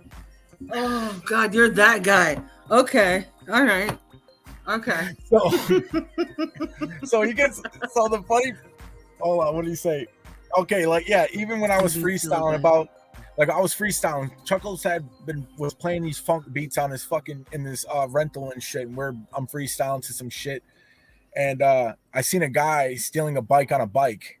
Like, the guy just got done stealing a bike, and he's got a bike on his fucking shoulder, like, and I was like, holy shit! I'm freestyling about it. I'm like, true story. That's fucking bikeception, bro. Like, really? Bikeception, man. Bike on a bike on a. He's a bike on a bike. What? We've seen some crazy shit too. Like, we have like security cameras, and we've seen someone try to steal a lawnmower while they were riding their bike. We see there's people pissing all over the. Oh god, I don't even want to talk about it. Anyway, I think like the worst. Okay. I mean, that's just. I've But that's experienced shit, and I've seen some pretty crazy, wild shit happen too. Like I've Same. seen, like prime example, like I had to beat the fuck out of somebody from my mom once because my mom walked outside of this building, and as soon as she got in her car, some dude like ejaculated all over her car window. the fuck. I'd beat someone up for that too. Yeah. Like, I'm not even lying, dude. That actually happened. I beat the fuck out of the guy. And it was Some fucked up dude- because, like at first I was hesitant on beating the fucking guy up because the guy had his fucking dick hanging out and whatever. So like, what did I do? I did what any man would in America would have did. I had to defend my mother's honor by beating Right? the fuck out of him, whether or not the guy had his piece out or not. I had to do what I had to do. Yeah, you gotta regulate, man. I'm telling you what. But He seriously ejaculated on her door. Like yeah, what? like my mom freshly got out this store, and some Jesus. dude randomly just came up and just busted a nut all over the fucking window. My mom's like, "What the fuck?" And I What got the out the car fuck? and I beat the shit out that man so bad. And here's the thing, though, like I don't resort to violence unless if I fucking have to, and it's usually out of loyalty. Okay. Prime example. Okay. LSP story at its finest. 2013 or 2014. Actually, it was 2014's Gore Fest. Almost 10 years ago. So where we used to have block parties at the fucking Super 8 hotel because Scum used to have rentals for that fucking specific hotel for Gore Fest, so people from all over the states can actually get the hotel there. Right. Well, some random dude who showed up at the fucking Roxy Theater showed up at the hotel party, and he wanted to freestyle the Smalls one. And he's like, yeah, I want to freestyle. Let me freestyle some shit with you. And she's like all about it, you know, because she's very humble, you know, she's a very loving, humble woman, you know, she's down to listen. So he said some fucked up shit. He said, yeah, I'm getting bucked like your fucked up teeth. Some fucked up shit about her grill. So yeah, we all ended up jumping him for that one. It was a good time right there, you know what I'm saying? Yeah, that dude got Shit, fucking all around that fucking parking lot. Like he got beat so Goddamn. fucking bad that paramedics had to take his ass off the fucking grounds into the hospital and shit. Like, Wow. and it was kind of funny because Mick Fleazy, listen, it's kind of funny because Mick Fleazy, who's like one of the top dogs for LSP, went to go and run after the dude, even though the dude's limping up the fucking street. I was like, hold on, dude, don't even trip. I got you. Fucking hit him with a one-piece biscuit right in the back of the fucking head. His head bounced right off of the curb. Oh. I damn near wanted to curb stomp him American History X style. But I didn't Yes, wanna go dude. so I didn't Right? want to go that. I didn't want to go that fucking far. So I was Pretty like, far, man, fuck this. I was like, fuck this shit. So we all started going back to the hotel. Cops showed up. Ambulance showed up. They took the guy off the property. Like obviously, like dude got fucking creased, and that happened out of respect. Okay, like you're not gonna disrespect any of my LSP family. All right, that's just Right. bottom line. Like especially my sister Smalls. There was no fucking way that shit was gonna ever happen. You know, like that guy got fucking creased like fucking pair of khakis. Exactly, and that's pretty much what Scum and all them have told me too. They're like, Don, if anyone fucks with you, you let us know. Oh, You yeah. get creased like a pair of fucking khakis, man. You're gonna get fucking folded up like a lawn chair, right out Yeah. right in front of the tour van. Like, like I'm not even playing. Like the amount of times, I'm not even gonna lie. Like there was times, like even when Dark Half was at its Almighty Prime and shit. Like, dude, I've actually fought some of like Gino's battles back in the day, if that makes sense. Okay, like even out here when he was living with me out here, I actually used to fight some of his battles and I had to piece some motherfuckers up because, truth be told, he didn't know how to fight. He wasn't. But here's the thing: he wasn't afraid of nobody. He would have fought you, but he didn't really know how to fight. So like, I'm the only one who's got hands. I'm a second division Golden Glove boxer. I'll beat the fuck out of anybody if I have to. But, like, win some, lose some. Somebody's getting fucking creased, and like a pair of fucking khakis. I'm not gonna let that like go. a pair of fucking khakis, fucking and that's khakis. pretty much what the fuck it was, dude. Like I said, Gino was not afraid of nobody. He didn't back down from shit. He didn't run from shit because he was this shit. But the only thing was he didn't know how to fight. And Yeah. that's just what it comes down to. He wasn't afraid of shit though. He would take punches and for days and shit like that. Like he spit in one of the guys' mom's face one time and got beat the fuck up pretty bad. And you know what happened? He still stood around like, yo, what the fuck was this, you fucking pussy? You know, like, yeah, so he was definitely the man. He was definitely that guy that, you know, he wasn't afraid from shit. He didn't back down from shit, nothing. I can honestly say that about my brother Gino, and that's just what it was. But when it comes down to it, though, like, fuck, just wait till I get off fucking papers, dude. If that's all I gotta say, dude, just wait till I get off fucking papers, Jesus, dude. And let's start a fucking countdown. But here's the best thing though, like when it comes down to like acts of violence, okay? I like watching Necro's performance videos, okay? And the reason why I say that is because when somebody disrespects Necro, what does Necro do? He doesn't stand around like a fucking pussy. No, like you watch some of his videos on YouTube, the guy just starts throwing fucking hangmakers left and right at you. He'd be like, "Oh yeah, you want to? Oh, tell me, fuck me, come here, yeah." And he just start beating the fuck out of people like left and right. Like what the fuck? Like I had seen an interview with him on Vlad TV. It was like an animation about how he got banned from Australia because him and Mr. Hyde were going around beating the fuck out of people and shit. It was hilarious. He got banned from the whole fucking continent. Yeah, he got banned from Australia. Jesus fucking Christ, dude. He was all over the news. He was all over the Australian news for it as well. It said American rapper gets banned from Australia for assaulting people at a mall or some shit. It was like dude. One of the most hilarious things I'd ever seen. It's like, remember hearing the story back then when ICP got in trouble for the fight that they did at fucking Waffle House and shit? Yes. Yeah. Yes. I mean, but to get banned from a whole entire continent. Right.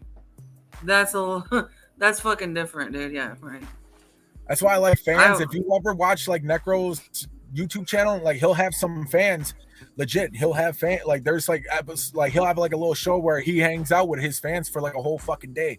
Or one of his fans came all the way from Australia and they paid to hang out with Necro and Mr. Hyde all fucking day. He's like, "Oh, what do you want to do today?" And he's like, "Oh, let's go to a strip club." And he's like, "All right, let's go to a fucking strip club." And he's like, "What? You know, Necro's willing to do whatever with him all fucking day. Like, hey, what do you want to do next? You want to get some prostitutes?" He's like, "I want to check out the zoo." He's like, "Fuck it, let's check out the zoo." Fuck, you want to check out? He wanted to, you know, we could have hooked him up with cocaine, some prostitutes, but no, he wanted to check out a fucking zoo. The fucking zoo. And it was a fan from Australia, and I think he was like him giving back to like his fans from Australia by like having that one day with them, that whole fucking day just hanging out with them, doing just wild shit with them. I love his content. Wow. I'm not even lying. I actually watch Necro's content like crazy. I love it.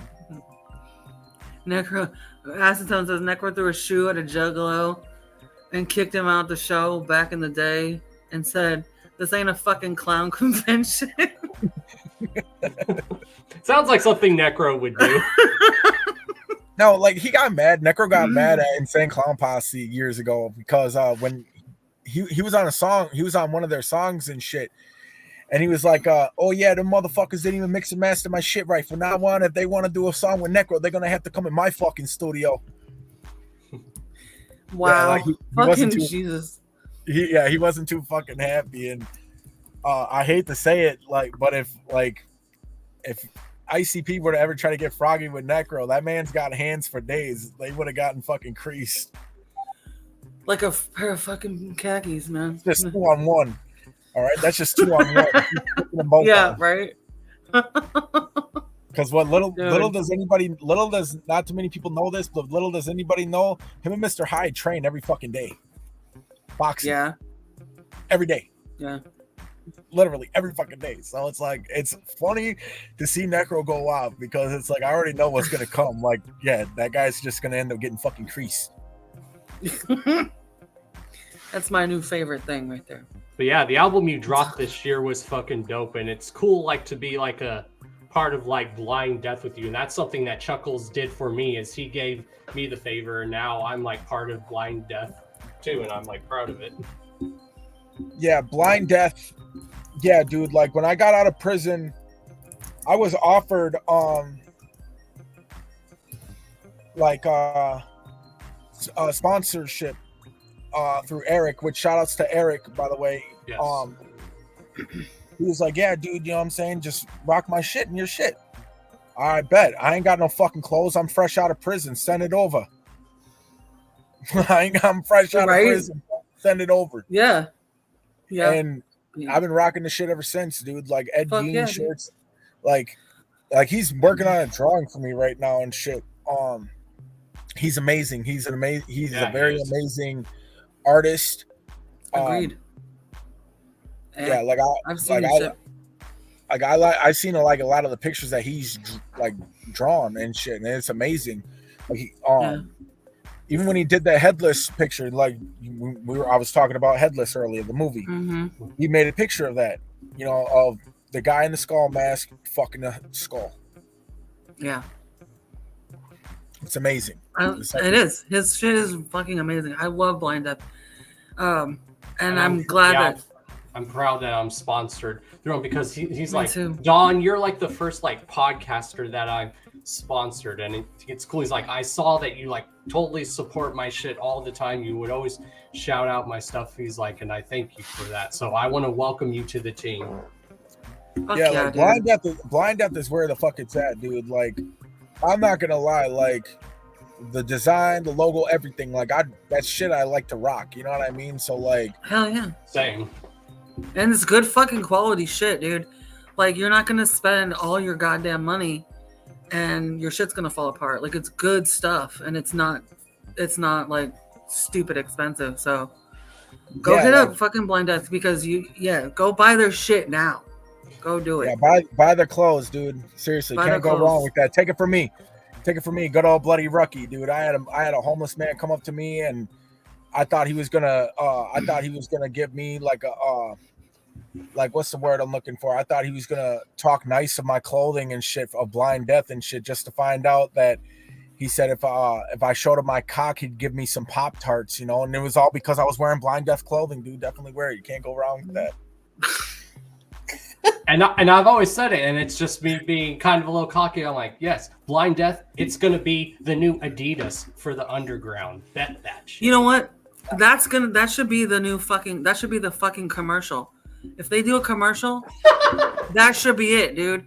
Eric, if you're listening, fucking guy comes up, says, "Hey, I'll show you my cock." No, like, no, he says, "Hey, if you show me your cock, I'll give you some Pop-Tarts." Blind Death, motherfucker. And he's like, That's wow, it. thanks. Yeah, I should be a marketing man. I was already like planning. I've had talks with him about it before, like about doing a commercial like that for Blind Death. I mean, all of us doing a commercial for it. I mean, we're all still in the works of like doing a photo shoot specifically for Blind Death products. Mm-hmm. Yep, I told him I'm down to do that. I love that, dude. That's fucking awesome. And as a matter of fact, like my whole closet is like a lot of my shirts and shit like that in my closet is Blind Death related. Yeah, like same. So like it's an honor to be rocking that shit because I actually like it.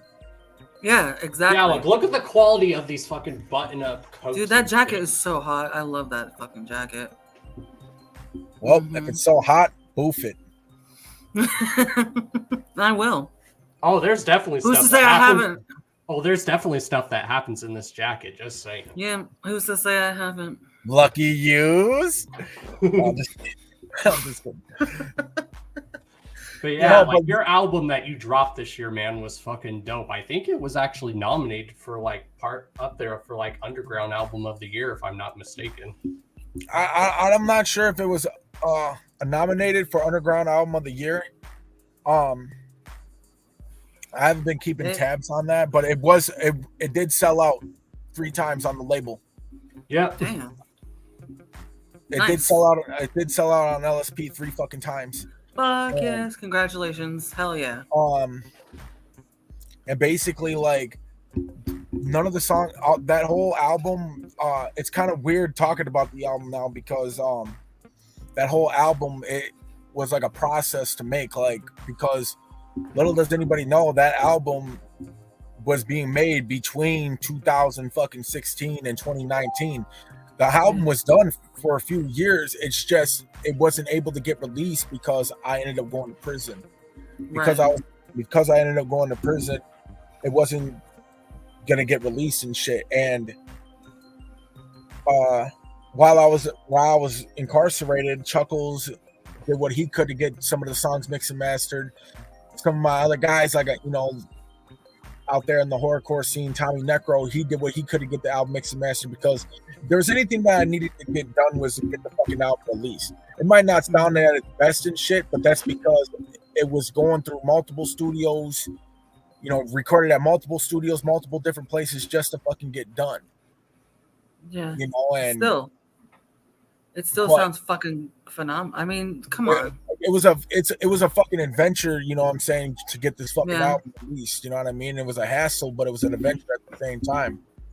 Because if my mind wasn't into working out or doing all this extra shit in prison, I was on that fucking phone with Chuckles probably once or twice a fucking week for like 3 fucking years in prison, just to get this fucking record done. Jesus, man. And Scum was all about it. Like, he would have released it while I was in prison and everything. You know what I mean? It was just the album still needed to get mixed and mastered. So when I got out, that's when we had everything situated. We had enough time to get everything that we were supposed to do done, finally completed, just so we can have it, finished, pro-pressed, released, et cetera, on time. So like everybody had it before Gorefest. Are you happy that you got to that you were out by just in time for that to happen and to be a part of that process? I mean, is that something that you're okay? Yeah, I'm thankful for that, because then I can because I actually personally I can see the results and just hearing about it. Yeah, exactly. Yeah. That's what I figured you'd say. Yeah. It's better to see the results than just hearing about it. You can hear about it from fan letters. You can hear about it from fan letters or your homies on the phone, but it's not satisfactory as if you're actually seeing it in person. Right. You know what I'm saying? Like, personally. Yeah.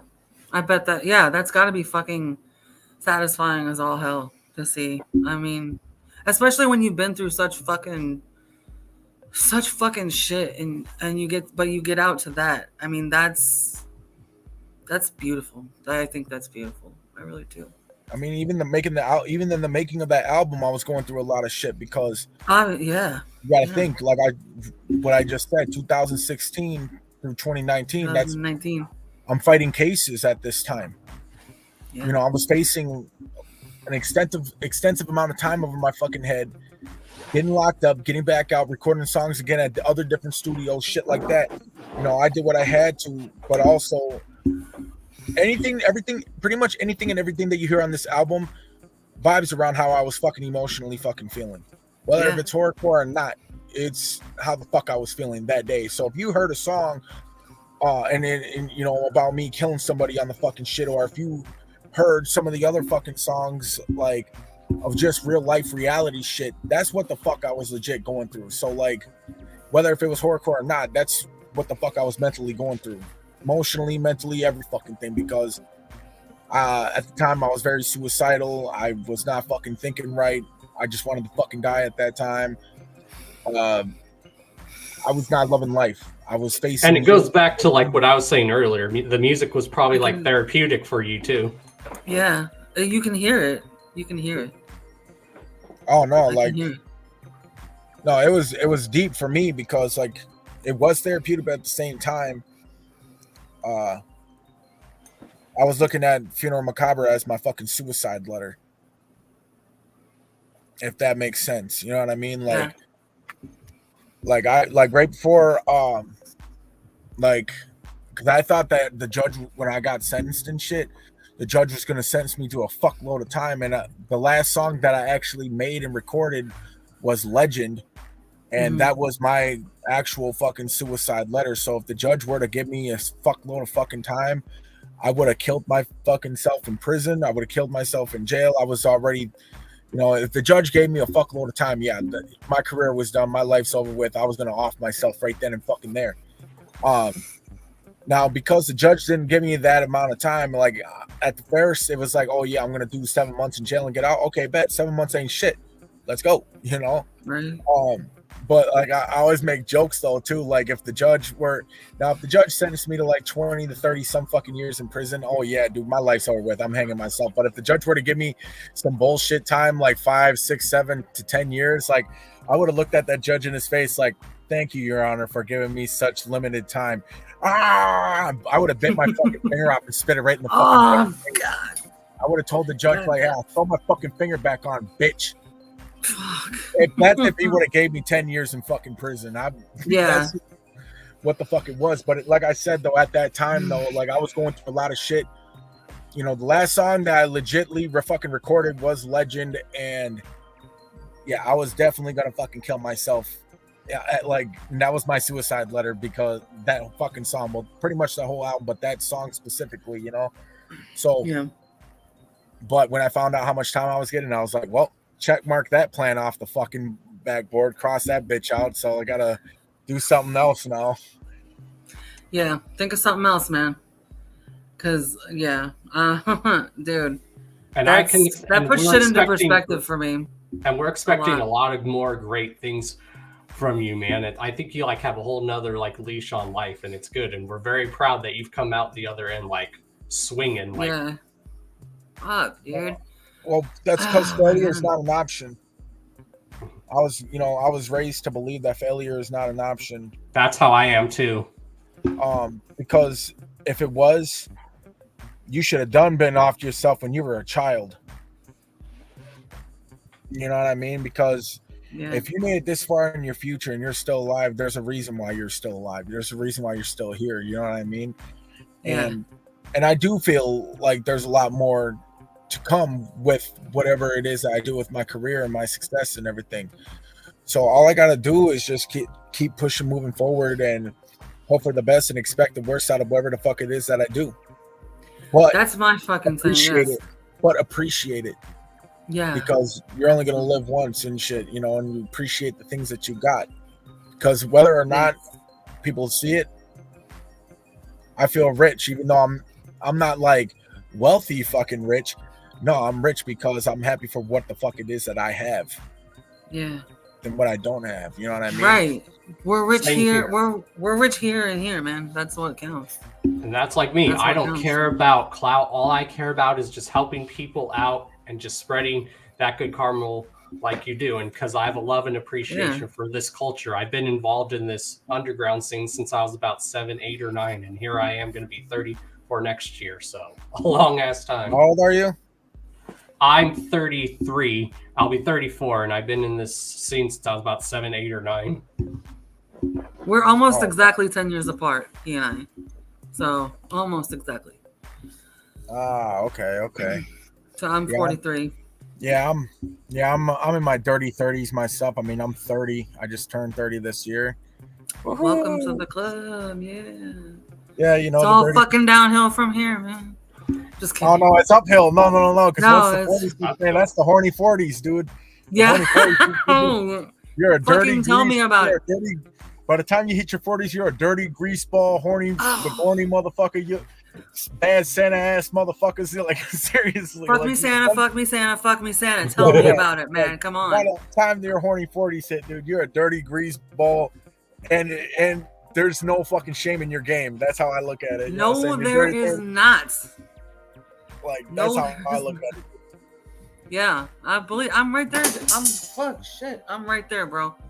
Yeah, and that's one thing I like, especially now, because in the music industry, you can now you don't have to wait years for something to come out. Like you can always have an artist releasing a song or we were just talking about this mixtape. Nowadays, you can put out music a lot faster now. Yeah. Well, singles is like a big fucking thing. Well, everything is digital, you know what I'm saying? A lot of shit's digital now. So, but like a big thing that's in the underground now, or just in music in general, is singles. People just drop singles left and right. I mean, fuck, I just dropped 2 singles within a month, and that shit's got a lot of fucking hits. You know, Omega got a lot of fucking hits. Omega's was the first single that I dropped in the last month, but it got a lot of fucking hits, dude. So And a lot of people that have been asking me too, like, "Oh yeah, is your whole album gonna sound like this?" Like, absolutely not. You know, I'm very versatile. I like to sound And I love different. that about artists. So if you I listen, know. so if you listen to Funeral Macabre, you should know by now the next record that I'm working on is in the same field. Everything sounds different. It does. It does sound different. Like I have a Bloody Ruckus playlist on my fucking Spotify, And it's so diverse. and it's all over the place, which is why one of the reasons I love it. You're all over the fucking place, and that's why I love your mind, dude. It's everywhere, and it's awesome.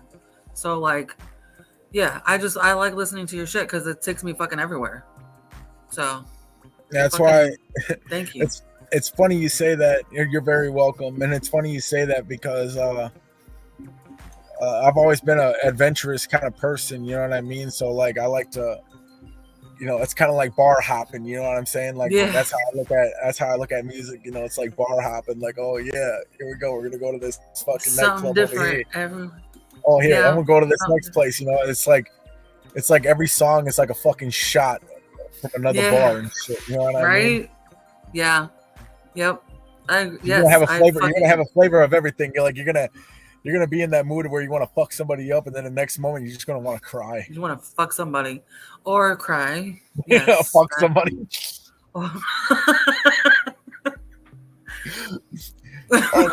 I mean,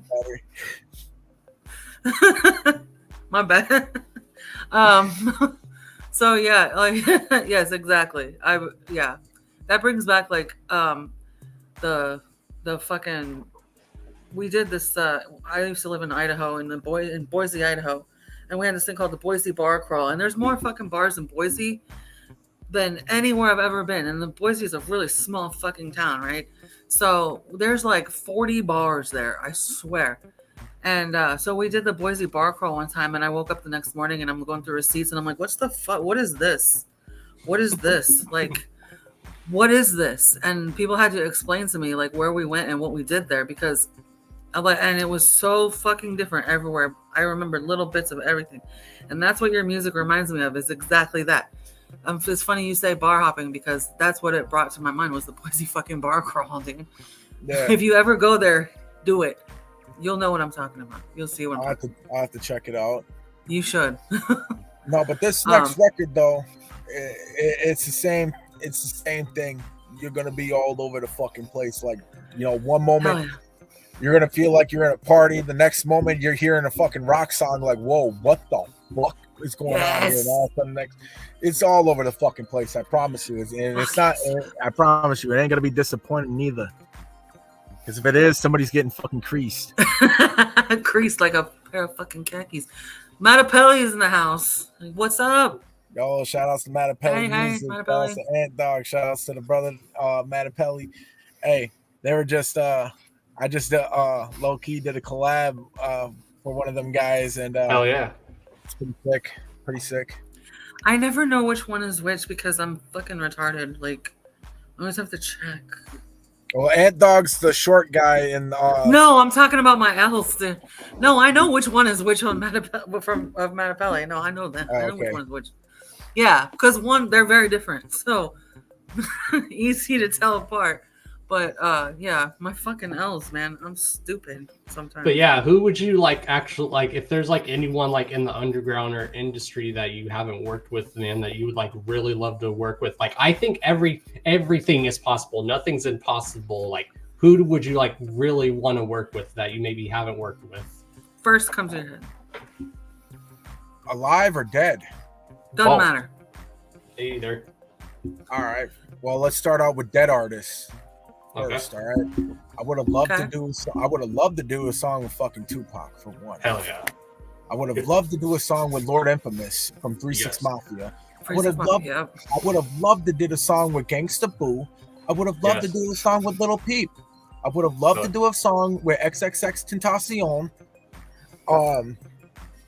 And those are, you know, Lil Peep and XXX were modern day hip hop artists. I know Lil Peep. Yeah. I would have loved to do songs with them guys. And But like for like living artists who I would love to do songs with, I would really like to do a song with Juicy J, DJ Paul, Tech Nine, Kill Station, Zillikami, Susmula,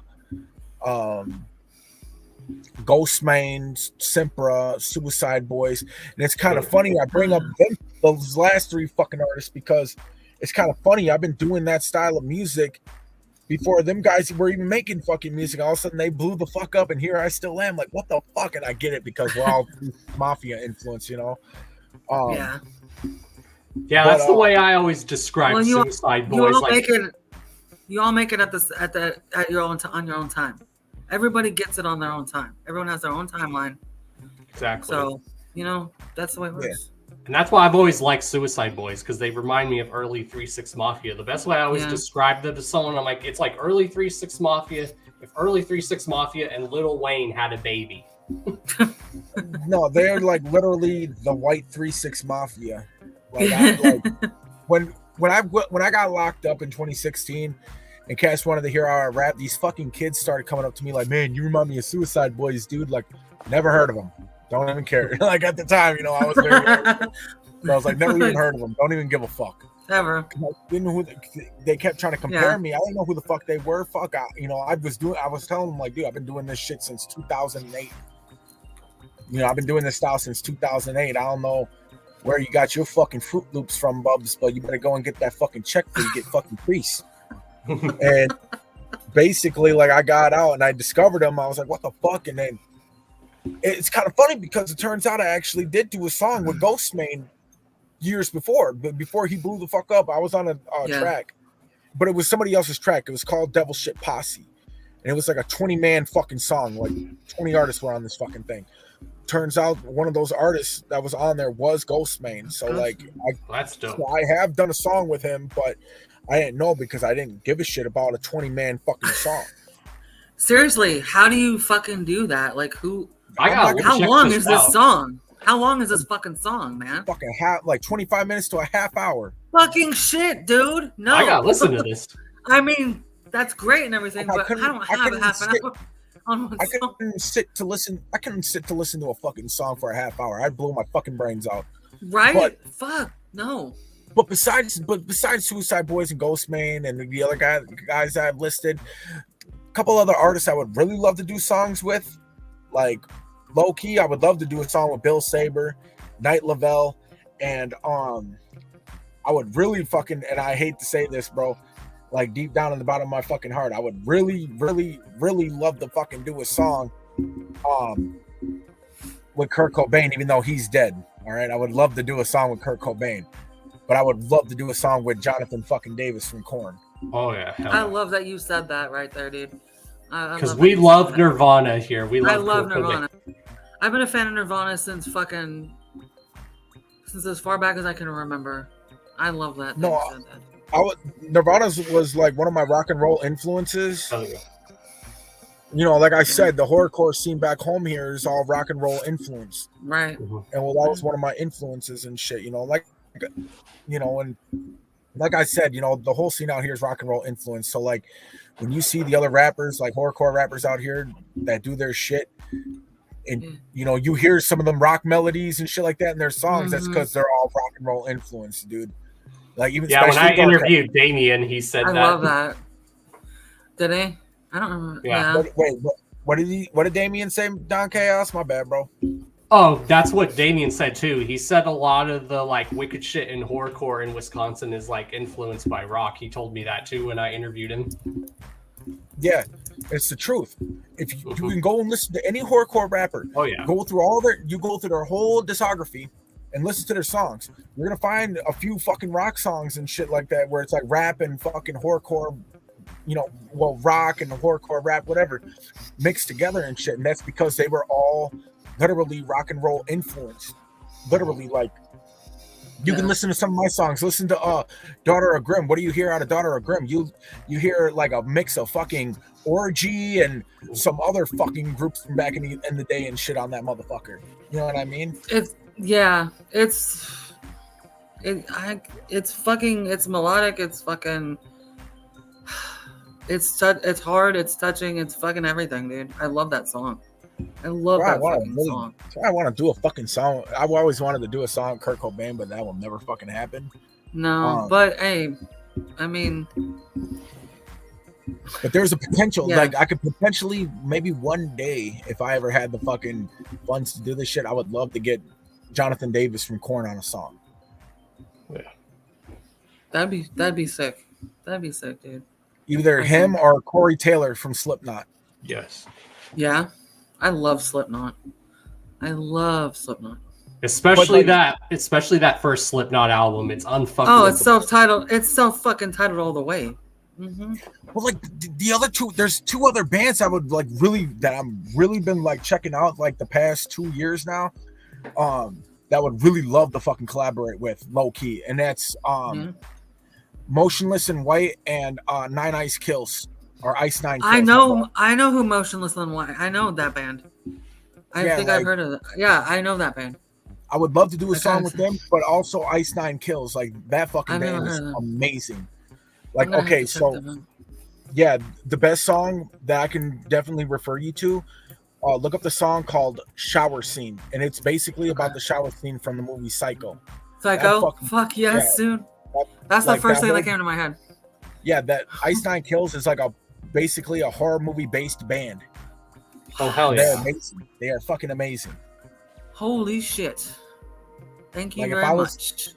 Like if I was a chick and I was their groupie, I'd be fucking knocking them out and sucking them off with my butt cheeks. Shit. So, Dawn, I'm gonna have you give me a hall pass. I'm just kidding. Let's see. I found it. All right. Thank you. Yeah, like they're amazing. Like amazing. I would definitely love to fucking do a song with them one day if I ever have the chance. Because not only that, like the cool thing about them guys is they also have their own. They actually run their own horror movie festival. Can you believe it? Like their own horror movie convention. That's fucking cool. Yeah. Holy shit, dude. Yeah, we were gonna go to this horror movie convention one time down here in Florida, but I forget which what one. happened. It was that one that was in Orlando. Remember when we were at the show and the girl that was there, she said she was having a booth at the horror convention down here. Yeah, I forgot about that. Yeah. I've never been to a horror convention. Like, as much as I love horror movies, that'd be cool. I've been to a couple of them. I think the ones that I really want to go to though is the Horror Hound movie convention. Horror Hound? Yeah, they got their own magazine. Like it's usually in the Midwest, but like they have their own magazine. They got their own magazine, which fucking, I hate to say it, like they have their own magazine that beats Fangoria. Really? Yes. I remember Fangoria. Yeah, I'm familiar with Fangoria. If it's better than Fangoria, like, I mean, that says something, because that's a very influential magazine right there. Like definitely like check out Horror Hound magazine. I mean, when I was in prison, I had a buddy of mine in there put me on the shit because I had a bunch of like horror movie comic books I'd read. Like I had a bunch of like Hatchet and Puppet Master comic books and shit. And he's like, I got these Horror Hound magazines. He put me on game. So I was like, what the fuck? So I had Chuckles order me a fucking Horror Hound comic book, and the guys that were running Horror Hound must have realized like, oh, this is somebody from prison getting this fucking book. So they gave me like a postcard saying, oh yeah, you know, hopefully you get out soon, all this other crazy shit. I was like, oh, these guys make me feel welcome in their Horror Hound selection. Let me check out their shit. And their shit's awesome. Like it's very informational. They give you info on anything horror related. They keep you updated on, like toys, movies, music, etc. They keep you updated on everything. And that's how I discovered that Ice Nine Kills had their own fucking horror movie convention, was in that Horror Hound magazine. No shit. Yeah, I'm there. I'm there, dude. I'm there. Thank you for that too. Oh yeah, no problem. No problem. Hey, the more recos you have, fucking throw them my way, man. Throw them our way, please. Oh yeah, no problem. Fantastic. Hell yeah. No problem. All I know is that I can't wait to fucking get off paper so I can go on tour, hit the road again, get back to doing shows, because the second that I do, shit, like I said, dude, like what G.G. Allen said back in the day, I'm here to bring fucking danger back in fucking rock and roll, dude. Rock and roll, yeah. I'm not fucking around. Yes. And anybody that's from Wisconsin that's watching right now, you guys know what the fuck it is. You guys see me at the shows for many years. Y'all know how the fuck I get down. Yeah, they miss that shit. They miss. Oh, trust me, I'll get on stage with you, and I'll even just grab a mic and I'll hype up the crowd. I'll be like, "Come on, motherfuckers!"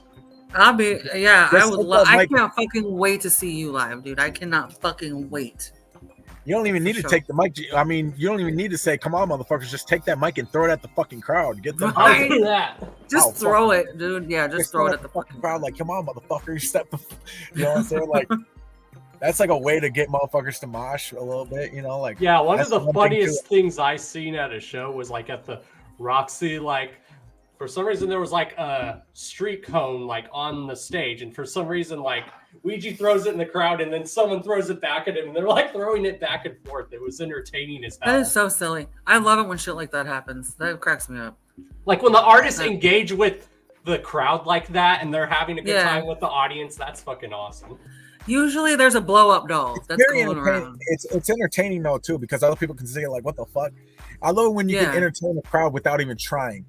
Like even if you do something disgusting, like like I did a show in bumfuck middle of nowhere somewhere in Ohio. I did a show back in 2019 and shit. You know, it was me and Call to Activity. Well, I was a little bigger at the time. I was over 400 pounds at the time. You know, so. So I took my shirt off. I was in my boxers and shit. Motherfuckers were like, "What the fuck?" So I grabbed the mic and I was like, "I'm gonna show you guys a little magic trick." I picked up my tit, hit the mic right under my fucking tit, and I was like, "Ta-da!" Oh my god, dude! I love it. I can hear that shit. The DJ was like, "Motherfuckers better clean that fucking mic. That's fucked up." And I was like, "Yeah, you're my asshole." And I wiped the fucking microphone with my nutsack. Oh, Jesus fuck. And the crowd loved it. They didn't give a fuck. The crowd fucking loved it. They were like, "Oh yeah, this dude's fucking awesome."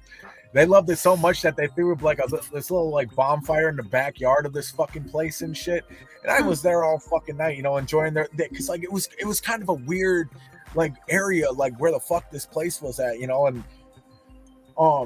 Damien and Scott, they left to go to their hotel and shit. I was like, dude, I'm gonna stay here for this bonfire because these fuckers had a movie projector going off on the fucking building of this bar and shit. So like they were watching horror movies, they were watching Devil's Rejects and shit. I'm like laying with them all fucking night, just all fucked up and shit. And they were like, "Hell yeah, Ruckus, dude, you got the nut funk all over that mic, man. Hell yeah, dog." And I was like, "Yeah, dude, fucking A, Jamie Vaughn rockstar status, bro." Shout out to Vaughn, by the way. Jamie Vaughn rockstar status, motherfucker. And obviously, like anywhere that Call to Activity, if every time we would do like a whole group thing, you know, like Call to Activity, we were together, we always did wild shit together as a whole. You know what I'm saying? And hopefully, you know, Damien gets well and we can get this shit back to rolling again because I remember when you guys would do crazy stuff back in the day in Colorado. I'm like, oh my god, these dudes are fucking awesome. Yeah, we're rooting for you guys, dude. I'm praying to the universe for the shit to happen. Like, yeah. And I'm telling you, all the, you know, like shit might be a little bit slow right now and everything, but I'm telling you, it's gonna come back. All right, and that's coming from a guy with fucking horns on his fucking head. It's coming back. Nice. Right? I see that. Yeah, very nice. Oh, even James Forrest right there. Read his comment. Call to Activity Wisco shows are nuts. Why are they nuts? Because we did pretty wild shit. I'm excited, dude. I'm fucking excited. Shout outs to GRE also. Yeah, shout outs to GRE. We love you. And I will fucking sit in that right in front in my fucking walker or wheelchair, and I don't fucking care. I will fucking walk out to that shit. Because I'm disabled. So, but I don't give a fuck. Yeah, we both may be disabled, but we'll still rock out. I will still rock the fucking house, dude. So what are you gonna do? What are you gonna do? Like take your cane and swap somebody upside the fucking head with it? I fucking could. Dude. I'm telling you. I'll take your cane from you and just crease somebody with it. You could do that too. Have at it, man. Fucking sign it right afterwards. My cane. There you go. Exactly. Christen my cane and fucking sign it. I'll take a shit and I'll fucking use my turd just like that. So you have a piece of me with you for life. An actual piece. Oh yeah, I'll be like, yeah. Shout outs to Smalls One. Shout outs to all the homies that are in here checking this out. I don't know how many people is watching this right now. I don't even know, dude. How many? 16. 16 people. Yeah, see, that's because they know their boy is on. You know what I'm saying? They gotta check out their boy. It ain't all about me. It's about you guys too. But I'm just saying, Bloody Ruckus. No, is here it's with about the you. So it's about you, man. It's Is about it? you. Do Yes. you remember Bloody, that girl on stage looking like she? Oh yeah. So yeah, I almost had to knock a bitch out on stage once. She tried to climb up on stage. I was gonna kick her right in the fucking head. Yeah, she was all. Yeah. Oh yeah. She wanted. Yeah. She wanted me to say sorry for something that has nothing to do with me and shit like that, right? So I went I hate when outside people after do my that. set. I was like, "Get the fuck out my way, bitch!" That's why I said to her. I went out in the crowd, did my thing. Well, I went outside, and she was still out on the property. I was like, "Hey, you got to move the fuck around. You better apologize to me and my boys. You're not gonna do all this extra ass fucking shit and try to getting away with disrespecting me or my boys." And she's like, "Well, I don't have to apologize to anybody on some like arrogant drunk shit." I was like, "Well, get the fuck out of here. Get the fuck out of here." And she's all talking shit. I was like, "Bitch, the only way that you could be welcome back on this fucking block is if you suck my fucking dick. And nothing better yet, I wouldn't even get the satisfactory, you fucking cunt. So get the fuck out of here. Or you get fucking creased." Yeah, they had to pull me aside like, Ruckus, dude, you're gonna fucking go to jail. And I was like, for what? Fucking creasing a fucking drunk broad? I ain't gonna put a hands on a bitch. I'll have one of my homegirls fucking do it. And they got hands for days when it comes to beating a bitch. Man after my own heart. That's what I'm talking about, dude. Yep. That's right. But, love your attitude, bro. Love your attitude. No, but aside from that, though, what I really want to do is I really want to go to I want to go to Europe. I want to do shows out in like I want to do shows out in Europe, dude. I want to go to fucking like New Zealand and do shows. I got fans out there. I got fans in Germany and Australia and Canada. Well, that's America, but Russia and France and the UK. You know, I want to go out to all these fucking places where I know the fans are at, and it's a hot spot for it. You know what I mean? And that's one thing I like. I remember when LSP was just a little local thing. Now it's actually a worldwide thing, and it makes me proud. Which is fucking amazing. Yeah, like it big really time. is. Like I see fans, like even in Estonia. You know, like I see fans in Estonia rocking shit. Shout outs to Greta Martin, by the way, aka Miss Corpse Fuck. Corpse Fucker. We were both on the same fucking horrorcore magazine issue. I was on the front cover for that. She was the model for that magazine. So, oh shit! Hell yeah, dude! I see she streams on Twitch. Shout out to her. She streams on Twitch. I like her. Yeah, she's from Estonia, dude, and yeah, dude, she's pretty awesome. But there's so many LSP fans from all over the fucking world, like in Egypt, even in fucking Egypt, for Christ's sakes, dude. Like, come on, dude, let's go. Let's go. That's fucking crazy, dude. Yes, let's go. Yeah, and I remember an interview where Scum said they're like the horrorcore scene is pretty big, especially in like Eastern Europe and Russia and those other surrounding countries. Oh yeah, like, dude, I'm already knowing that. Like, that's why I want to hit those fucking markets up, dude. Like, I want to hit up, you know, Russia and like Poland and all these fucking places with them fucking scenes and shit. Like, I definitely want to like hit those up. Now, I know that like with me being a 3-time convicted felon for violence and shit like that, nothing but violence on my fucking record, dude. I don't think that Canada would ever let me into their country. The only way that I would be able to get into Canada is if I sneak over the border, which that's okay, because I know some fans have texted me on Instagram before saying, "Yo, we can sneak you over the border to do a show." Okay, cool. Let's do this. All right. You know, I'm not that far. I live in Wisconsin. Yeah. You know, go for it, dude. Hell. You know, like I really want to do, you know, go to Canada, but they're not going to let me in because I'm a fucking 3-time convicted felon for all violence. Right. But for any other country, for like Europe and shit, I know I can go to the other countries in Europe. However, because I'm a convicted felon from the United States, they would never be able to let me live out there. I can be out there as a tourist and travel and wherever the fuck, but I would never be able to live out there. So you can get a passport, yeah? I can get a passport when I'm off parole, yeah. When you're off parole, okay. Now, offhanded question: are you? Because I'm not. It's been a while since I've been to school. when you get off parole, do you get to vote? Do you get your voting rights or no? I don't fucking know. I mean, I'm yeah, just I think you wondering. do. No, I think you do. I want to I check don't on know. that. I don't even vote anyway, so I just don't give I a mean, fuck about politics. That's all. That's up to you. I mean, Same no here. pressure. I'm not preaching anything. I'm just wondering. But yeah, so like I want to check the out. way I look at it, like no matter what president you vote for, you're just gonna get fucked over anyways. You're gonna get fucked either way, which end. Yeah. You know what I mean? Both sides are fucked. That's why I don't believe in a two-party system, and that's why I don't subscribe to any party. I refuse. Same. I'd rather I'm an anarchist, die than you know that whole vote or die campaign. I'd rather die than vote. 'Cause Right. I'm tired of the bullshit. I'm tired of you fuckeries doing the McFuckins. Like I'm an anarchist, and I'm gonna stay that way. Same. I mean, that's just the way it is.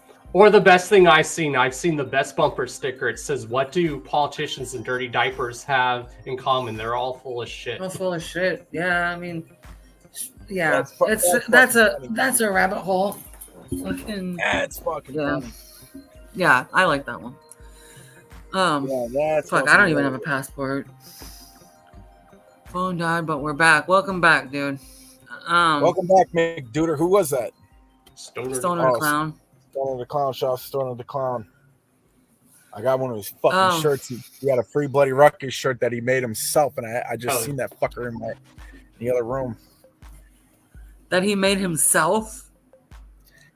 Yeah, he made a free Bloody Ruckus shirt. You see, after I got out of prison, I was out for like a few months, but then I got locked back up over a fucking birthday cake, which was stupid as fuck because I didn't even make the fucking thing.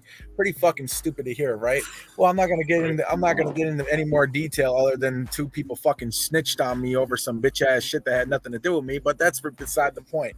Now, while I was locked up serving that little 90-day sanction from parole, yeah, Stoner the Clown made a fucking Bloody Ruckus shirt with a free Bloody Ruckus shirt with a permanent marker and fake blood on it. All right, interesting.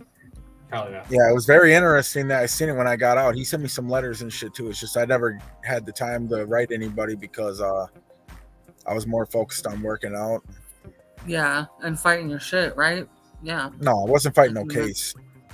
No, right, you were just serving. No, you're serving you're serving a sanction. When you serve a sanction, there's no cases or nothing. You're just serving a sanction to the Department of Corrections. Right. Yeah.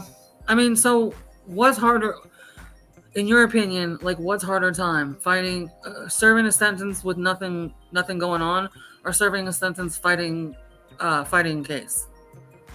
Serving a sentence with nothing going on is better than serving a sentence like fighting it. So, okay, serving a sentence with nothing going on is way better than doing time in jail fighting a fucking case. I'd rather be in prison than to being in jail, to be honest with you. I'd rather be in fucking prison than be in jail. I would not, because jail is so fucking limited. You can only go so far, you know what I mean? Like, go move around for, like, you know, space and shit like that. People get in your business all the time. You just end up beating the fuck out of them, you know what I mean? Like, I get sick of people in jail. You know what I mean? Like, but in Brown County, a lot of people know who the fuck I am. They look at me as like a king there. You know what I mean? They actually do. They look up to me at like out of respect type shit. Like when they hear I get locked up, they're like, dude, try to get them to our pod. You know, a lot of cats will try to like send kites over to that certain pod that I'm in to try to get me to go to their pod, which I'm all right where the fuck I'm at. I mean, I'm all right wherever the fuck I'm at in any pod. You know what I mean? Because I have a reputation in that jail. Like for real, like on some real shit. That's just the way the fuck it is, though. You know what I mean? And yeah, it's just funny though because we could go on for. I'd rather be in prison. I would just rather be in fucking prison. Is all I gotta say because you get to go outside, you have more fucking space, more time to work out. You have a TV in your cell. In jail, you don't get a TV in your cell. You have a TV in your fucking cell when you go to prison because you get to buy it on catalog. You get to have your own tablet. You get to email people. You get to have more time on the phone. Phone calls are cheaper. Commissary is cheaper. You know, in jail, a phone call is like 60 cents a fucking minute, whereas you go to prison, a phone call in prison through the IC Solutions is 6 cents a minute. Fuck. So it's Jesus, like I'd rather man. be in prison. I would rather be in prison than to be with no fucking bullshit than to be in jail fighting a fucking case. Yeah, that makes sense. I mean, I've been to jail, but I've never been to prison, so I know how shitty jail is. Well, next time upgrade to going to prison. No, no, thank you, man. I'm good. I'm good. I mean, I'm just giving advice, for anybody that's watching this for good advice and shit like that. If you guys want to commit a crime and you're going to get busted, make sure that you go to prison. Do something that's going to get you put in prison, because prison is way fucking better than county. I'm going to tell you this right now. I'm not trying to influence anybody to get in trouble or anything like that, but if you're going to get in trouble, add a little bit more time so you can go to prison. It's way fucking better. I promise. I will say yes, jail is the worst. So do what you can to avoid it. Yeah, because I always got into shit in jail. Especially when cats would try to bring up their case files to me. Okay, there's 3 kinds of people I don't fuck with in this world, all right? All right, better yet, 4 kinds of people in this fucking world I don't like. I don't like liars. I don't like racist people. Well, it's actually, 3 things in this world, actually. I don't like liars. I don't like racist people. 4 things. I don't like thieves, and I don't like pedophiles. I don't like child molesters. I don't fuck around with no fucking pedophiles, dude. All right? That's a big fucking no-no. If you're a fucking chomo in prison, you were getting beat the fuck up, all sorts of shit. I used to beat the fuck out of them left and right. They tried... Man, listen, you put me in a fucking cell with a child molester, somebody that touches kids or sexually assaults women and everything. It's dude, I'm just going to end up beating the fuck out of this guy. You guys got to move this motherfucker around. He's going to get treated. I'm going to rob him for his commissary. I'm going to do everything I can to make this guy's life a living hell. I want him to feel the way those fucking kids felt, or the way he made other fucking women felt and shit. Or men. Fuck, there's dudes there for raping men, for Christ's sakes. That's true. That's fucking true, dude. Yeah. Women aren't always the victims. But those are the 4 types of people I really don't I can't stand in jail. Same here. These liars, racist people, I was beating them up left and right, because they'll come at me some cats would be racist, and say the most ignorant fucking shit. They'll say some shit oh yeah, low key, natives are racist, and I was like, why don't you withdraw that stupid fucking statement out your motherfucking mouth right now? Because if that's the case, everybody's fucking racist. Yeah, for real. Not everybody as a whole is racist, but right. Any type of person, any type of race, there's people in every type of race that's fucking racist. Exactly. Yeah. You're not just gonna pinpoint. You're not just going to pinpoint and say low-key natives are fucking racist. Yeah, sure, you're going to find some natives that are fucking racist, but you're not going to sit here and tell me that you're not fucking racist for saying that dumb, ignorant shit. You know what I mean? Exactly. And this is coming from an African-American telling me this. So I'm like, so you're gonna tell me that you guys aren't low-key racist neither? I mean, you guys are saying that, it was just some prison politics shit that I don't like you getting involved with or talking about. Yeah. Because I don't it's blame so you. ignorant and it's pointless. Yeah. You know what I mean? It's fucking pointless. That's why, when you do your time, you do your time alone. When you do a crime and you commit that crime alone, you do your time alone. The only way that you should actually even associate with anybody is if you know that there's a good cause and a good reason for you to actually associate with those people. If it's people that are there to uplift you and to make you do better, for you to be prepared to go out and back into the community to do better, then those are the type of people that you should be actually hanging out with. Me, on the other hand, I knew who the fuck I was hanging out with in prison. Okay? Yeah, I ran into plenty of fucking LSP and Bloody Ruckus fans in prison. Plenty of them, and they all looked up to me. They all gave me commissary and shit like that. They gave, they were looking out for me low key. Now, if I was not hanging out with those motherfuckers, I was hanging out with all my Native American brothers, because they would actually keep you uplifted and they would keep you from bullshit, and they kept your spirits at a high fucking pace. So I would go to, Pipe and Drum, Sweat Lodge, and Ghost Feast. I was doing all the traditional things that I had to do as a Native American, and those were the people that I was hanging out with most of the time. Keep your spirituality right. Yeah, you gotta keep your like my spirituality. native Right. brothers, like my native brothers or some of my fans. But then like gang politics was a thing in prison too. And as many of you know or don't know, yeah, I am a fucking gang. I'm affiliated in a fucking gang. That is true. I'm old school Spanish vice lord, whatever.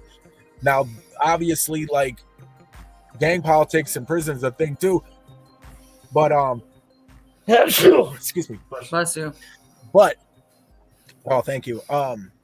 But I never really got involved deep into those politics unless if I had to. But I never needed to. I never had to fucking do that shit because I'm a full grown man. I don't get involved in other people's drama. I usually just kept to myself, or I just stuck with my native brothers. So yeah. Well, I'm glad you're where you're at now, man. And it's love you, Davey. And you got our full support, and we can't wait to kick it with you and just party with you. We got your back, bro. Like for sure. Yeah. I seen a few comments in here. There's cats in here wanting to see more interviews with Bloody Ruckus and shit. I don't know. You should make something happen. Saw that. Yeah. Well, that's one thing we always tell our guests, man. You are always, and we mean this, you are always welcome back on the show. Whenever you got a project coming on, just let us know. You're always welcome to come on, or if you just want to come on and bullshit, just let us know. Because obviously the fans in here, they're getting entertained. They're getting entertained off of what the fuck they're hearing, what they're seeing. They're loving it. And the one thing that I love to do is entertain. I love to entertain. I can tell.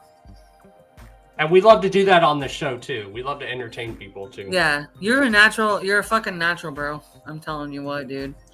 You really are a fucking natural entertainer. Hey, that Relic dude though, kind of makes a good point though. You know what I'm saying? Like, yeah, when I drop the next album, definitely we'll do an interview of that. Probably even fucking, I don't know, do like a whole special where like we take breaks just for like each song and shit like that to be played or wherever the fuck, and then get right back into the interview or some dumb shit like that. I don't know. Dude. And me and Chuckles came up with an idea that somewhere down the line we want to do like a whole LSP version of the Hours of Chaos podcast and like have different people and just like celebrate the label. And then actually next year we're going to have the man himself, Eric, on, and we're going to talk about Blind Death Clothing and anyone who's been sponsored by him, me included, and you can like come on the show and like just chop it up with us. So we'll keep you posted on that. That's good. That's actually cool. Yes. And dude, and as for Chuckles coming up with that good idea, I will pee in his fucking body. Pee in your body. I'm gonna get that tattooed on me. Oh my fucking god. Pee in your body. Fucking do it. Well, she did lose a bet one time to where she was gonna, if she lost the bet, she was gonna have to get a dick tattooed on her. Yeah. Lucky dick tattoo. Show did. Yep, like somebody's gamer tag.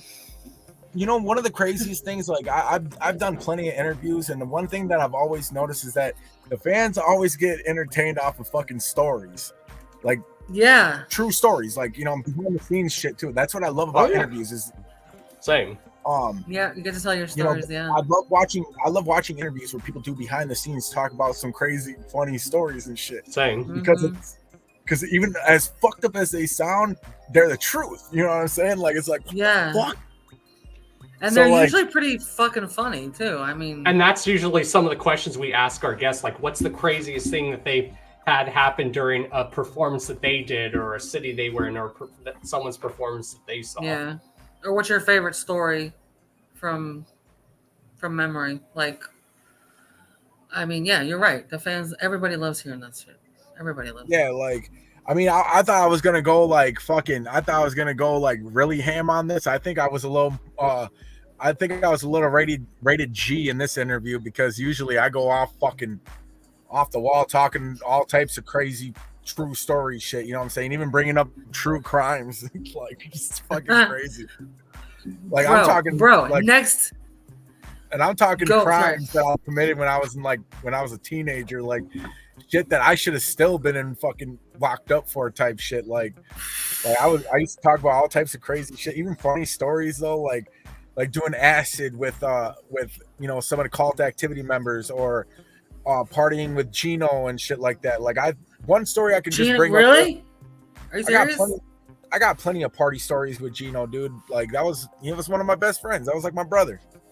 I mean, Let's like hear serious part. Okay, so let's hear one. But I want this to be on record that we're gonna do another interview, and it's gonna be only fucking stories and memories and shit like that because all right, I want to get into that shit. One of the funniest stories one of the funniest fucked up stories. Now, look, Gino used to live with me, all right? Not in this house, but the house around the corner. He used to live with me and shit. So, like, he did a lot of dirty shit. So, I'm only going to tell 2 stories, all right, as of right now. One of the stories was when he was living with me, he didn't have no clothes at the time, so I had to borrow him a pair of drawers and some other shit. I mean, it was brand new drawers and shit. So,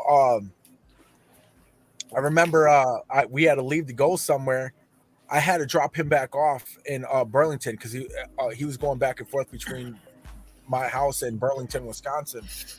And when I dropped him off, I came back home. My fucking cousin was like, dude, your fucking homeboy fucking left his dirty ass fucking drawers in a plastic bag on the fucking dining room table where we got to fucking eat food at and shit. I was like, nah. I looked, and sure enough, it was his nasty, grimy ass fucking whitey tighties and shit.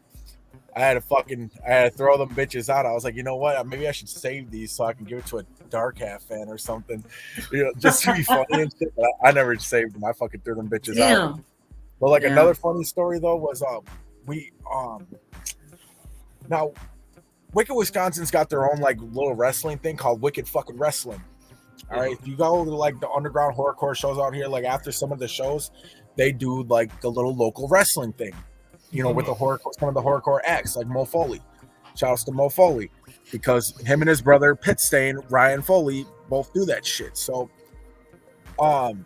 we got done watching one of the Wicked fucking Wrestlings and shit after a show we did, and we were all fucked up. We went to this random fucking pool party in Lake Geneva, Wisconsin. Like it was some big dude that looked like fucking Santa Claus. It was his place. I didn't know these fucking people. I'm like 17, 18 years old at the time. Don't know any of these fucking people. I'm like, oh yeah, whatever, dude. We're just here to party and shit. So we're all partying, getting all fucked up, swimming in the pool. And I went to before I went to go into the pool, I didn't have no shorts or nothing. I was all in pants and a long sleeve shirt. I just hopped in the pool like, yeah, that's that scrub mode shit. And all of a sudden you hear from around the corner, y'all ready for that cult shit mode shit? Fuck. Gino comes out from around the corner of the garage, bare ass fucking naked. And I mean, what the fuck? He had his dick tucked in between his legs, like Buffalo Bill from Silence of the Lambs. I'm like, oh hell no, this is not fucking happening, dude. So the old man that ran that pool, he's like, hey, get some fucking clothes on now. And he's like, fuck you, motherfucker. So he hops up on the slide. He hops up on the slide and he's like, don't you go down that fucking slide. He went down the slide face first. Oh my god, dude. He tried swimming towards us and he tried swimming towards us and shit. And he's like, yo, let me get a hug, guys. I was like, oh fuck you, dude. Yeah, that's why I miss Gino, because he was such a funny dude. Oh my god, that's fucking awesome. He went up to Ryan Foley. He's like, okay, I'll give you a hug. And then Ryan Foley's like, dude, I can feel your fucking dick touching my leg. He's like, don't worry about it, dude. Don't worry about it. Don't worry it's about not hard, bro. I promise it's not hard. I was like, oh my fucking gay. Right? I would be like, shh. So yeah, I have some pretty funny stories with Gino too about us just like getting stoned and drunk. Really? I'd like to hear those. We just get drunk and stoned and we just say the most random shit to people. But another time, no, sorry. No, like another time though, like this is when he was pissed off. He got pissed off, which was hilarious. Okay, like I got plenty of stories of like times where me and him would get into heated arguments and whatever. But we were like brothers. But one time we were like really fucking drunk, and he had to. We had no other way back to Kenosha, Wisconsin from Lake Geneva. So the windshield wipers and the heating coolant where the car wasn't working. So he's scraping the fucking ice off the window and he's like, dude, I fucking went around I've toured all over the fucking country and shit like that. I'm part of Dark Ave, toured all over the fucking country, and here I am scraping ice off the fucking window. So he was pissed. So We're riding. So we ride back all the way to fucking Kenosha, and we had to go to a fucking birthday. We got to go to some chick's birthday party. I don't know who the fuck this chick was. Obviously, I didn't know who the fuck this chick was. So we go to this birthday party, and he's still fucking pissed off, and he starts getting lit, drinking up all this chick's liquor and shit. And this chick was like, and he was already all fucked up. So this chick was like, excuse me, can you like please like hold off on the liquor a little bit? Don't drink all of it, because that was my birthday present I got. And Gino was like, shut the fuck up, you stupid fucking cunt. God damn, dude. I was like, whoa. She's like, excuse me. He's like, did you hear me, you fucking bitch? I ain't got time to be dealing with you, you stupid fucking cunt. Now go fetch me another fucking bottle before I break this over your fucking head. I was like, holy Are you fuck. fucking kidding me, dude? It was like, it was a funny drunk story and shit. Like, you know, he feels bad about it the following day, but this is when, you know, times where he would get really drunk. But he used to go out with, now, another time though was he used to go out with my homegirl Creature, right? Rest her soul, you know. She was pretty much like the queen of cult shit, if you really want to get down to it. Not too many people know about her, but that was Garrett's girl, and that was his baby mama, et cetera. Well, she ended up, you know, she passed away the same day Garrett passed away. But anyways, there was a time where he would go back and forth between my house, my homie Bob's house, and Creature's house. Well, he would get into an argument with Creature. She had these like 2 Oscar fish in this big ass tank. And he was like, hey, you keep fucking talking shit to me, I'm gonna take this fucking microwave and smash it right at your fucking fish tank.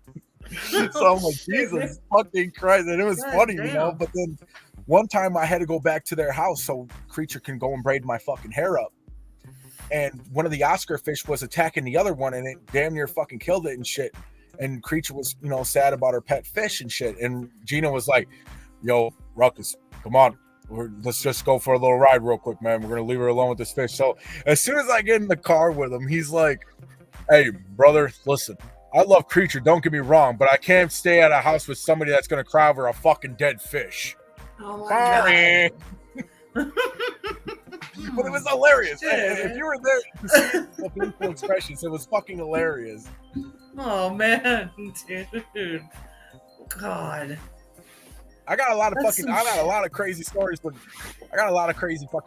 Gary, but we can talk about him another time. We will, believe me. And you should fucking write these down. I mean, you need to write an autobiography or something. Fuck. Come on, man. It's fucking funny you said that, because before the county jail shipped me off to prison, I was already working on an autobiography. Nice. I kind of stopped. I stopped after a while. And yeah, Gino was fucking crazy. I mean, we were all fucking shit. Like, we were all AWOL. Like, we were all fucking nuts. You know what I'm saying? That's what I love about, you know, us as, you know, cult leaders, Wicked, Wisconsin, whatever. We were all fucking crazy. It's just Garrett was like his own form of fucking crazy. It's like there was like no filter with him when it came to partying and shit. That's what I loved about the man. There was no such thing as a fucking filter. Filter was non-existent to him. A filter was a fucking myth that never existed. All right, that's what it was with Gino. There was no such thing as a fucking filter, dude. And like I went, you know, we used to go all around the city of Green Bay together and shit, and like he'd just be off the wall like, yeah, I'm very impressed to see these gang members up the street. I don't want to start trouble with them, but I don't give a shit about what the fuck they claim. I swear to God, I'll run them over with my fucking car. I was like, dude, you're gonna get us killed. Fuck.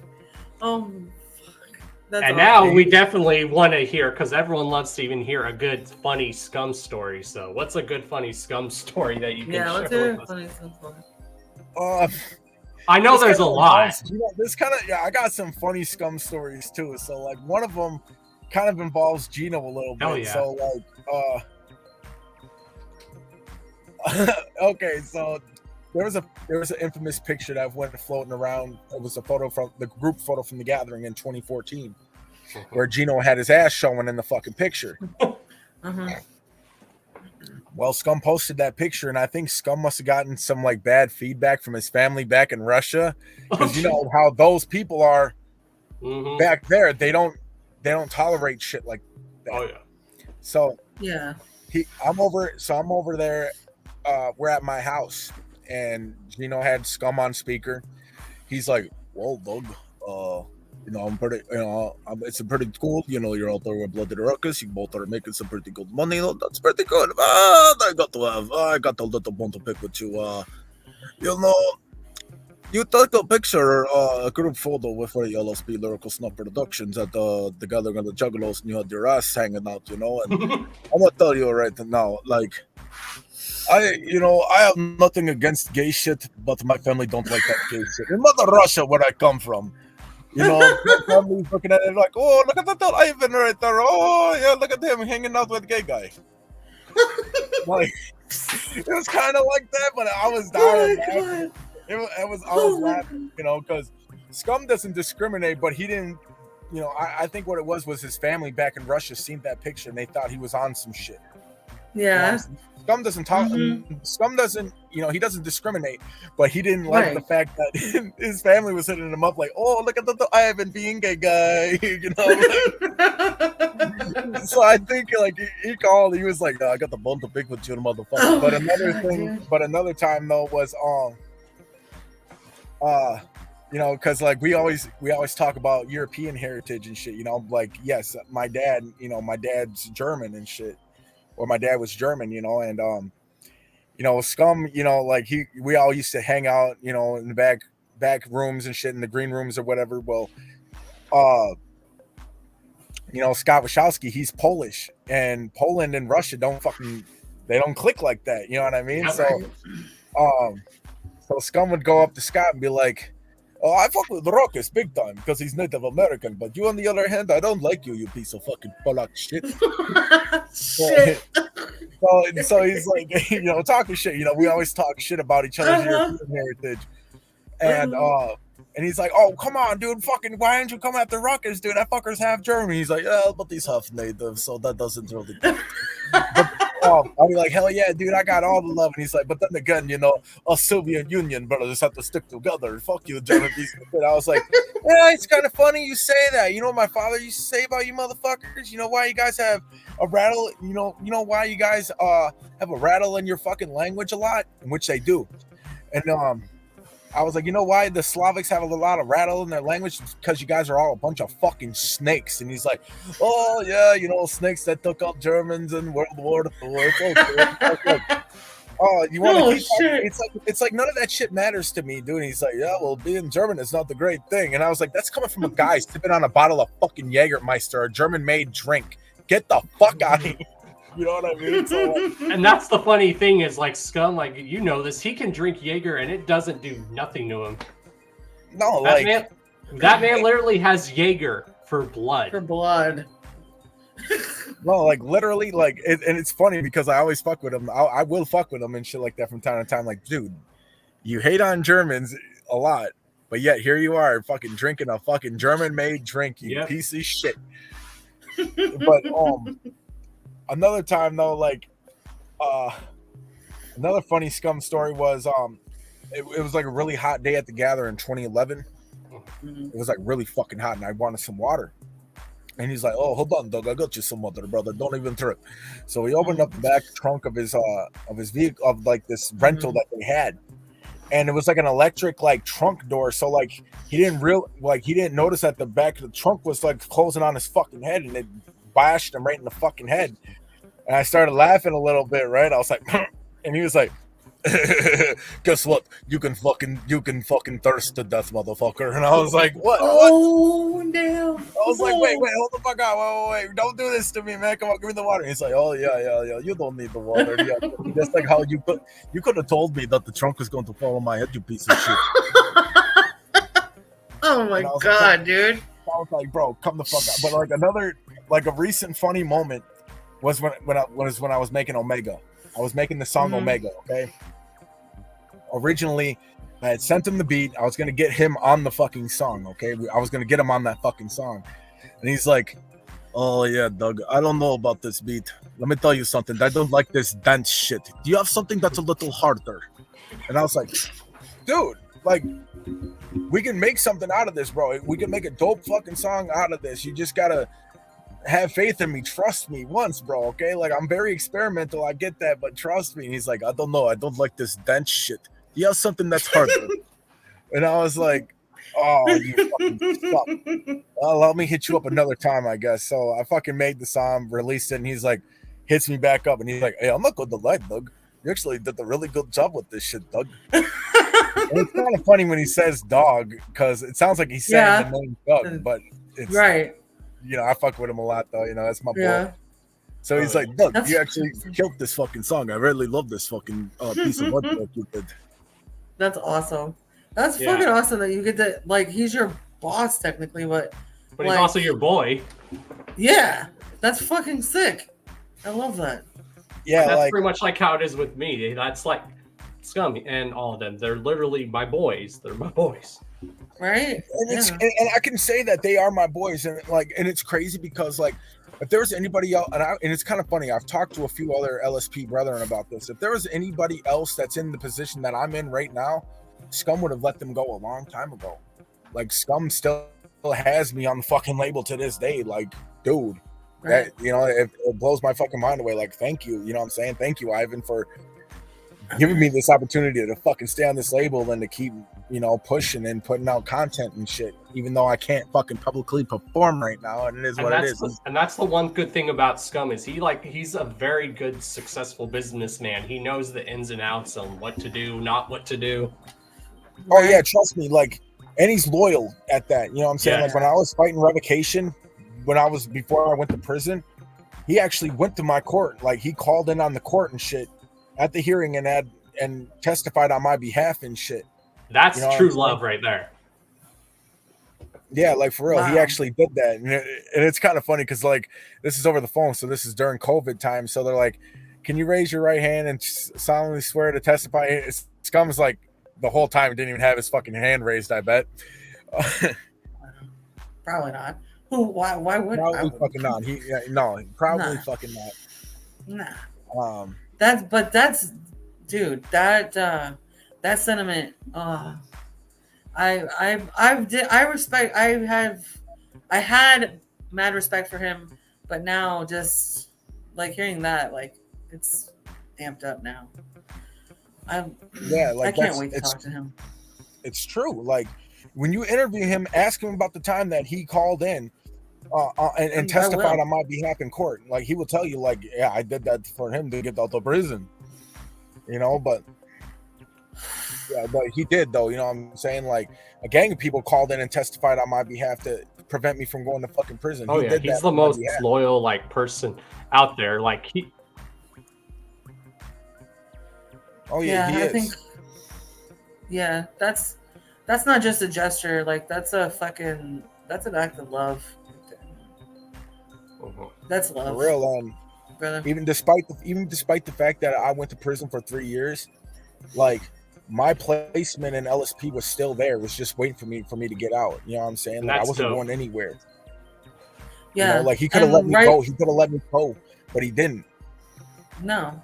And good move too, because he believed in me because he believed in me, you know what I'm saying? Because the one person I can actually say that helped do that was my brother Damien. Damien vouched for me to the point that Ivan believed in me, you know what I mean? Like, it wasn't just me, you know, proving to Scum, like, yo, I'm able to do this, you know, keep me on. No, Damien believed in me, and I deep down believed, like, Damien pushed that issue. Yeah. So. And now look what you're doing. Like, you're fucking killing it, man. You're fucking killing it. I'm highly fucking active right now. You know, like, putting out songs. I'm bound to make music videos and put those out soon too. Hell yeah. You know, I'm highly fucking active as we speak right now. Yes, which obviously I love. So I would love to have you on the sesh if you would be willing. I have a podcast called Let's Sesh. If you would be willing, we would love to fucking have you. Set it up. Poaching your fucking guests. But yeah, seriously, like, this was a great fucking interview. I'm really fucking happy that I got to sit in on this shit, dude. Seriously. And I'm just like, that's like how I am. I'm proud to be part of like Blind Death. I'm part of be part of the LSP family because they're like literally they're my dudes and sisters. So if you ever need anything, man, we got your back. Fuck yeah, dude. So Hit us up. if I'm ever on the run from the police, would you guys ever fucking hide me? Fucking call me. Fucking call us, dude. You can come here. Don Chaos has that look on his face, like I don't know if I want to harbor a. He's like, I don't know. I don't know about that. He's really fine. special. I got this. He's fine. I got this. Hey, but no, shout outs to Don Chaos, shout outs to Lady Chaos for having me out on this this podcast and shit. It's been a while since I actually did a good interview like this. I've been here for almost damn near 2.5 hours now. Dude, almost fucking 3 hours, bro. Oh yeah, it's awesome. I've done interviews longer than that, like damn near 5 hours. I'm sure. You got a gift for the gap, my friend, but it's good. That's a good thing. And that's the whole point of this show. It's to help promote people, and the point of the show is to promote people, but it's also just laid back and chilling. Well, it's entertaining too. Like I said, like I'm about entertaining people. But another reason why I enjoy doing interviews too is because I have so much to say, but my mouth won't open most of the time because growing up I was never given the chance to speak. You see what I'm saying? That's how it was with me. That's how it was with me. And now when I start doing this show, like I suffer from anxiety, but doing the show, you wouldn't think I have anxiety, but it helps with my anxiety. But now you have a voice, and now I do. How many people are tuned in right now? Oh, I don't know. Right now we have 12 people tuned in. All right, cool. Name off the people. Let's see who's all tuned in. Who do we got? Let's see. We have Stoner Clown, because I'm on like 2 different accounts. Okay, we got Stoner the Clown. We got Relic. Shuckles. Dang. I don't know if James Forrest is still here.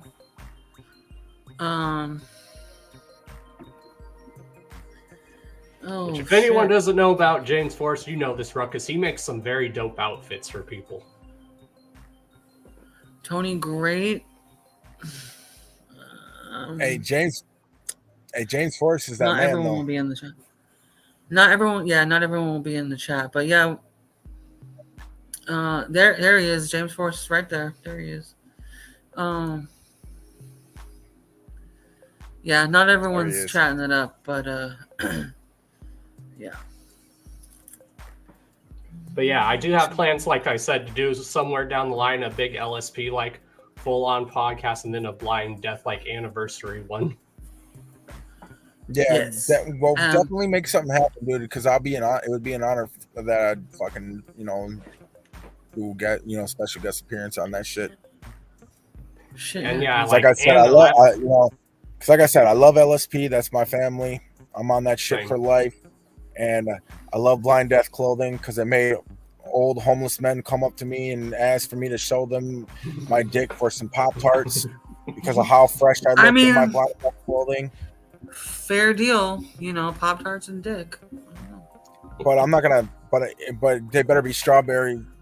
They better be strawberry fucking Pop-Tarts. They better not be no chocolates. That fucking shit's s'mores trash. and shit That's like that. Nah. garbage. Give me some strawberry or some blueberry, and then we'll talk. Those cotton candy Pop-Tarts I heard about. I heard that shit's pretty fire. Really? Oh yeah, I'm a sucker for anything cotton candy flavored. Yeah, he is. But I don't know. Let me find out you drink cotton candy Faygo. Oh, that shit is good. She loves that. He loves it. It's delicious, but I can't fucking drink it like. She has to take little sips of it, otherwise she calls it diabetes in a bottle.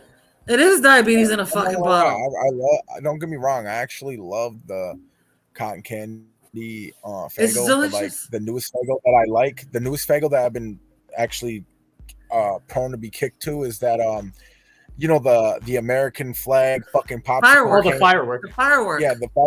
Yeah, firework. That Faygo shit is delicious. I know. I drank that. I was like, "This is literally my childhood." I feel like I'm having one of those popsicles. Yeah, it's a melted down fucking bomb pop, dude.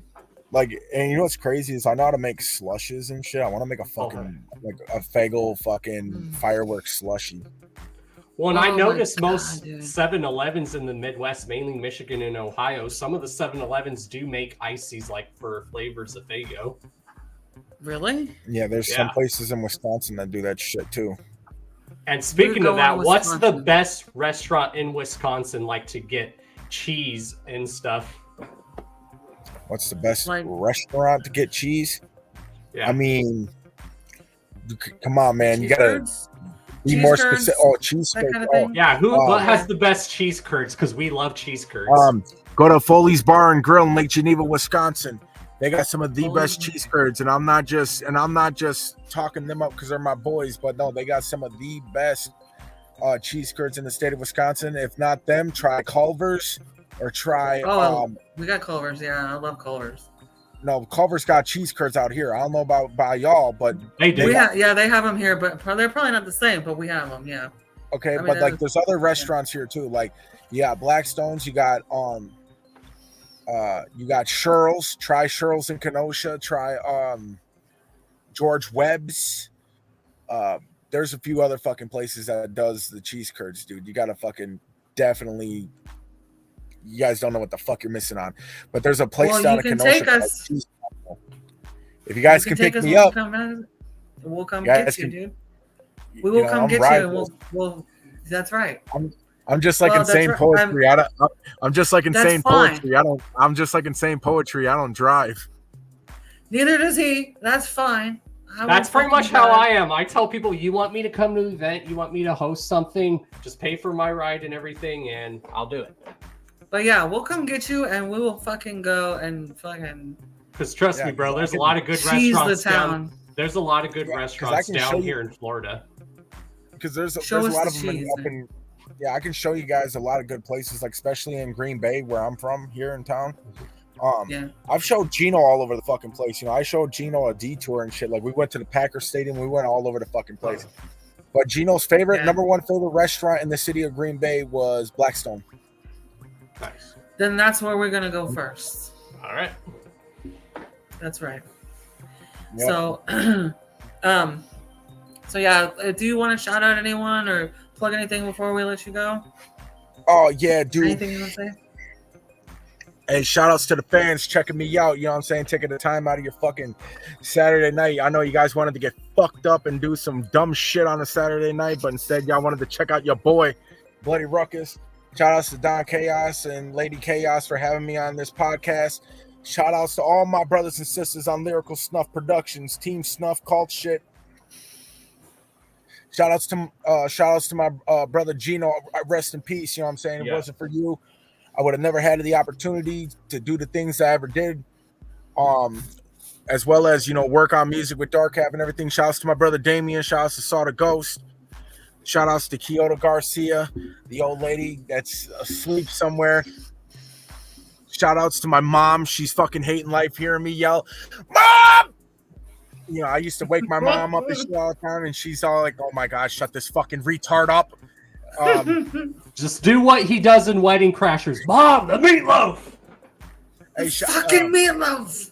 Shout outs to all my homies that are doing time in the penitentiary and shit. And keep beating up those chomos. Keep running them numbers up and keep beating up those child molesters. Hey, shout outs to my pussy ass haters and shit that want to keep dialing the 1-2s on me and shit. Keep calling my PO on me, bitch. Because guess what? I ain't going anywhere but steady going to the top, baby. You feel me? But like I said though, shout outs to all the artists in the underground, you know, busting moves, doing what they got to do to keep that grind going. You know what I'm saying? I know there's some of you guys watching this shit. Just, you know, keep grinding, bro. You know what I'm saying? Keep doing what you got to fucking do and shit. Because by the end of the day, when it's all said and done, you know, only you can prevent wildfires. Only you can, you know, life is what you make it. You know what I'm saying? Only you can do that shit. Shout outs You like to see almost naked. Hey, shout outs to Blind Death, though. You know what I'm saying? Like, for real, shout outs to Blind Death and their sponsorship. You know what I'm saying? Like, but once again, though, shout outs to the Hours of Chaos podcast, episode 243, Bloody Ruckus. You know what I'm saying? Big L's up, cult shit, LSP for life. Damn right. Later, man. Damn right. Love, dude. Much Later. love. Yeah. That was fucking dope. Dude, that was a sick ass fucking interview, man. Hell yeah. And Shit, yes, I am. And yes, Relic, Bloody Ruckus does have like social media. The links are down to his social medias down below. Yeah. Down Follow where? Bloody Ruckus. Down there. Down below, down there. We're going downtown. Yeah, this was a great interview. Make sure you guys follow Bloody Ruckus everywhere. Get yourself some Bloody Ruckus merch. Check out me and Bloody Ruckus's sponsors, Blind Death Clothing. Do it. Blind Death. Do it right now. And also check out the right now. official Dawn Chaos store down below. There you go, dude. Yes. Because yes. because talking from one cult leader to another, since Bloody Ruckus, we're all on that cult shit. So from one cult leader to another, go get yourself some Dawn Chaos, Cult of Chaos shit. Do it. Do it. Do it. But yeah. He does have impressive numbers on YouTube. He and does. he's on I do have a Bloody Ruckus playlist on Spotify. That was not a lie. I have one and I listen to it often. He's no joke. If you have not listened to Bloody Ruckus, shame on you, and go fucking do it. And if you're not listening to LSP, fucking shame on you. Fucking shame on you. Anywho, So that's it. you guys are fucking awesome. Later, y'all. Later.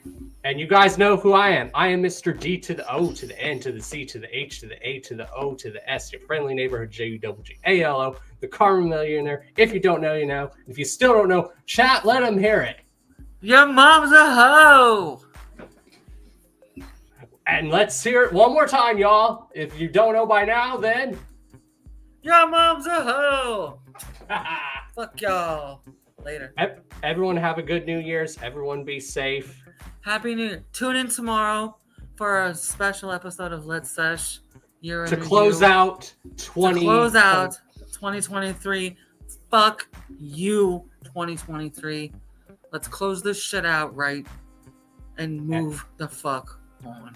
And let's all grind together. Yes. Now come on, meet me in the bedroom, baby. Let's go. You guys heard it. So yeah, later, y'all. Deuces.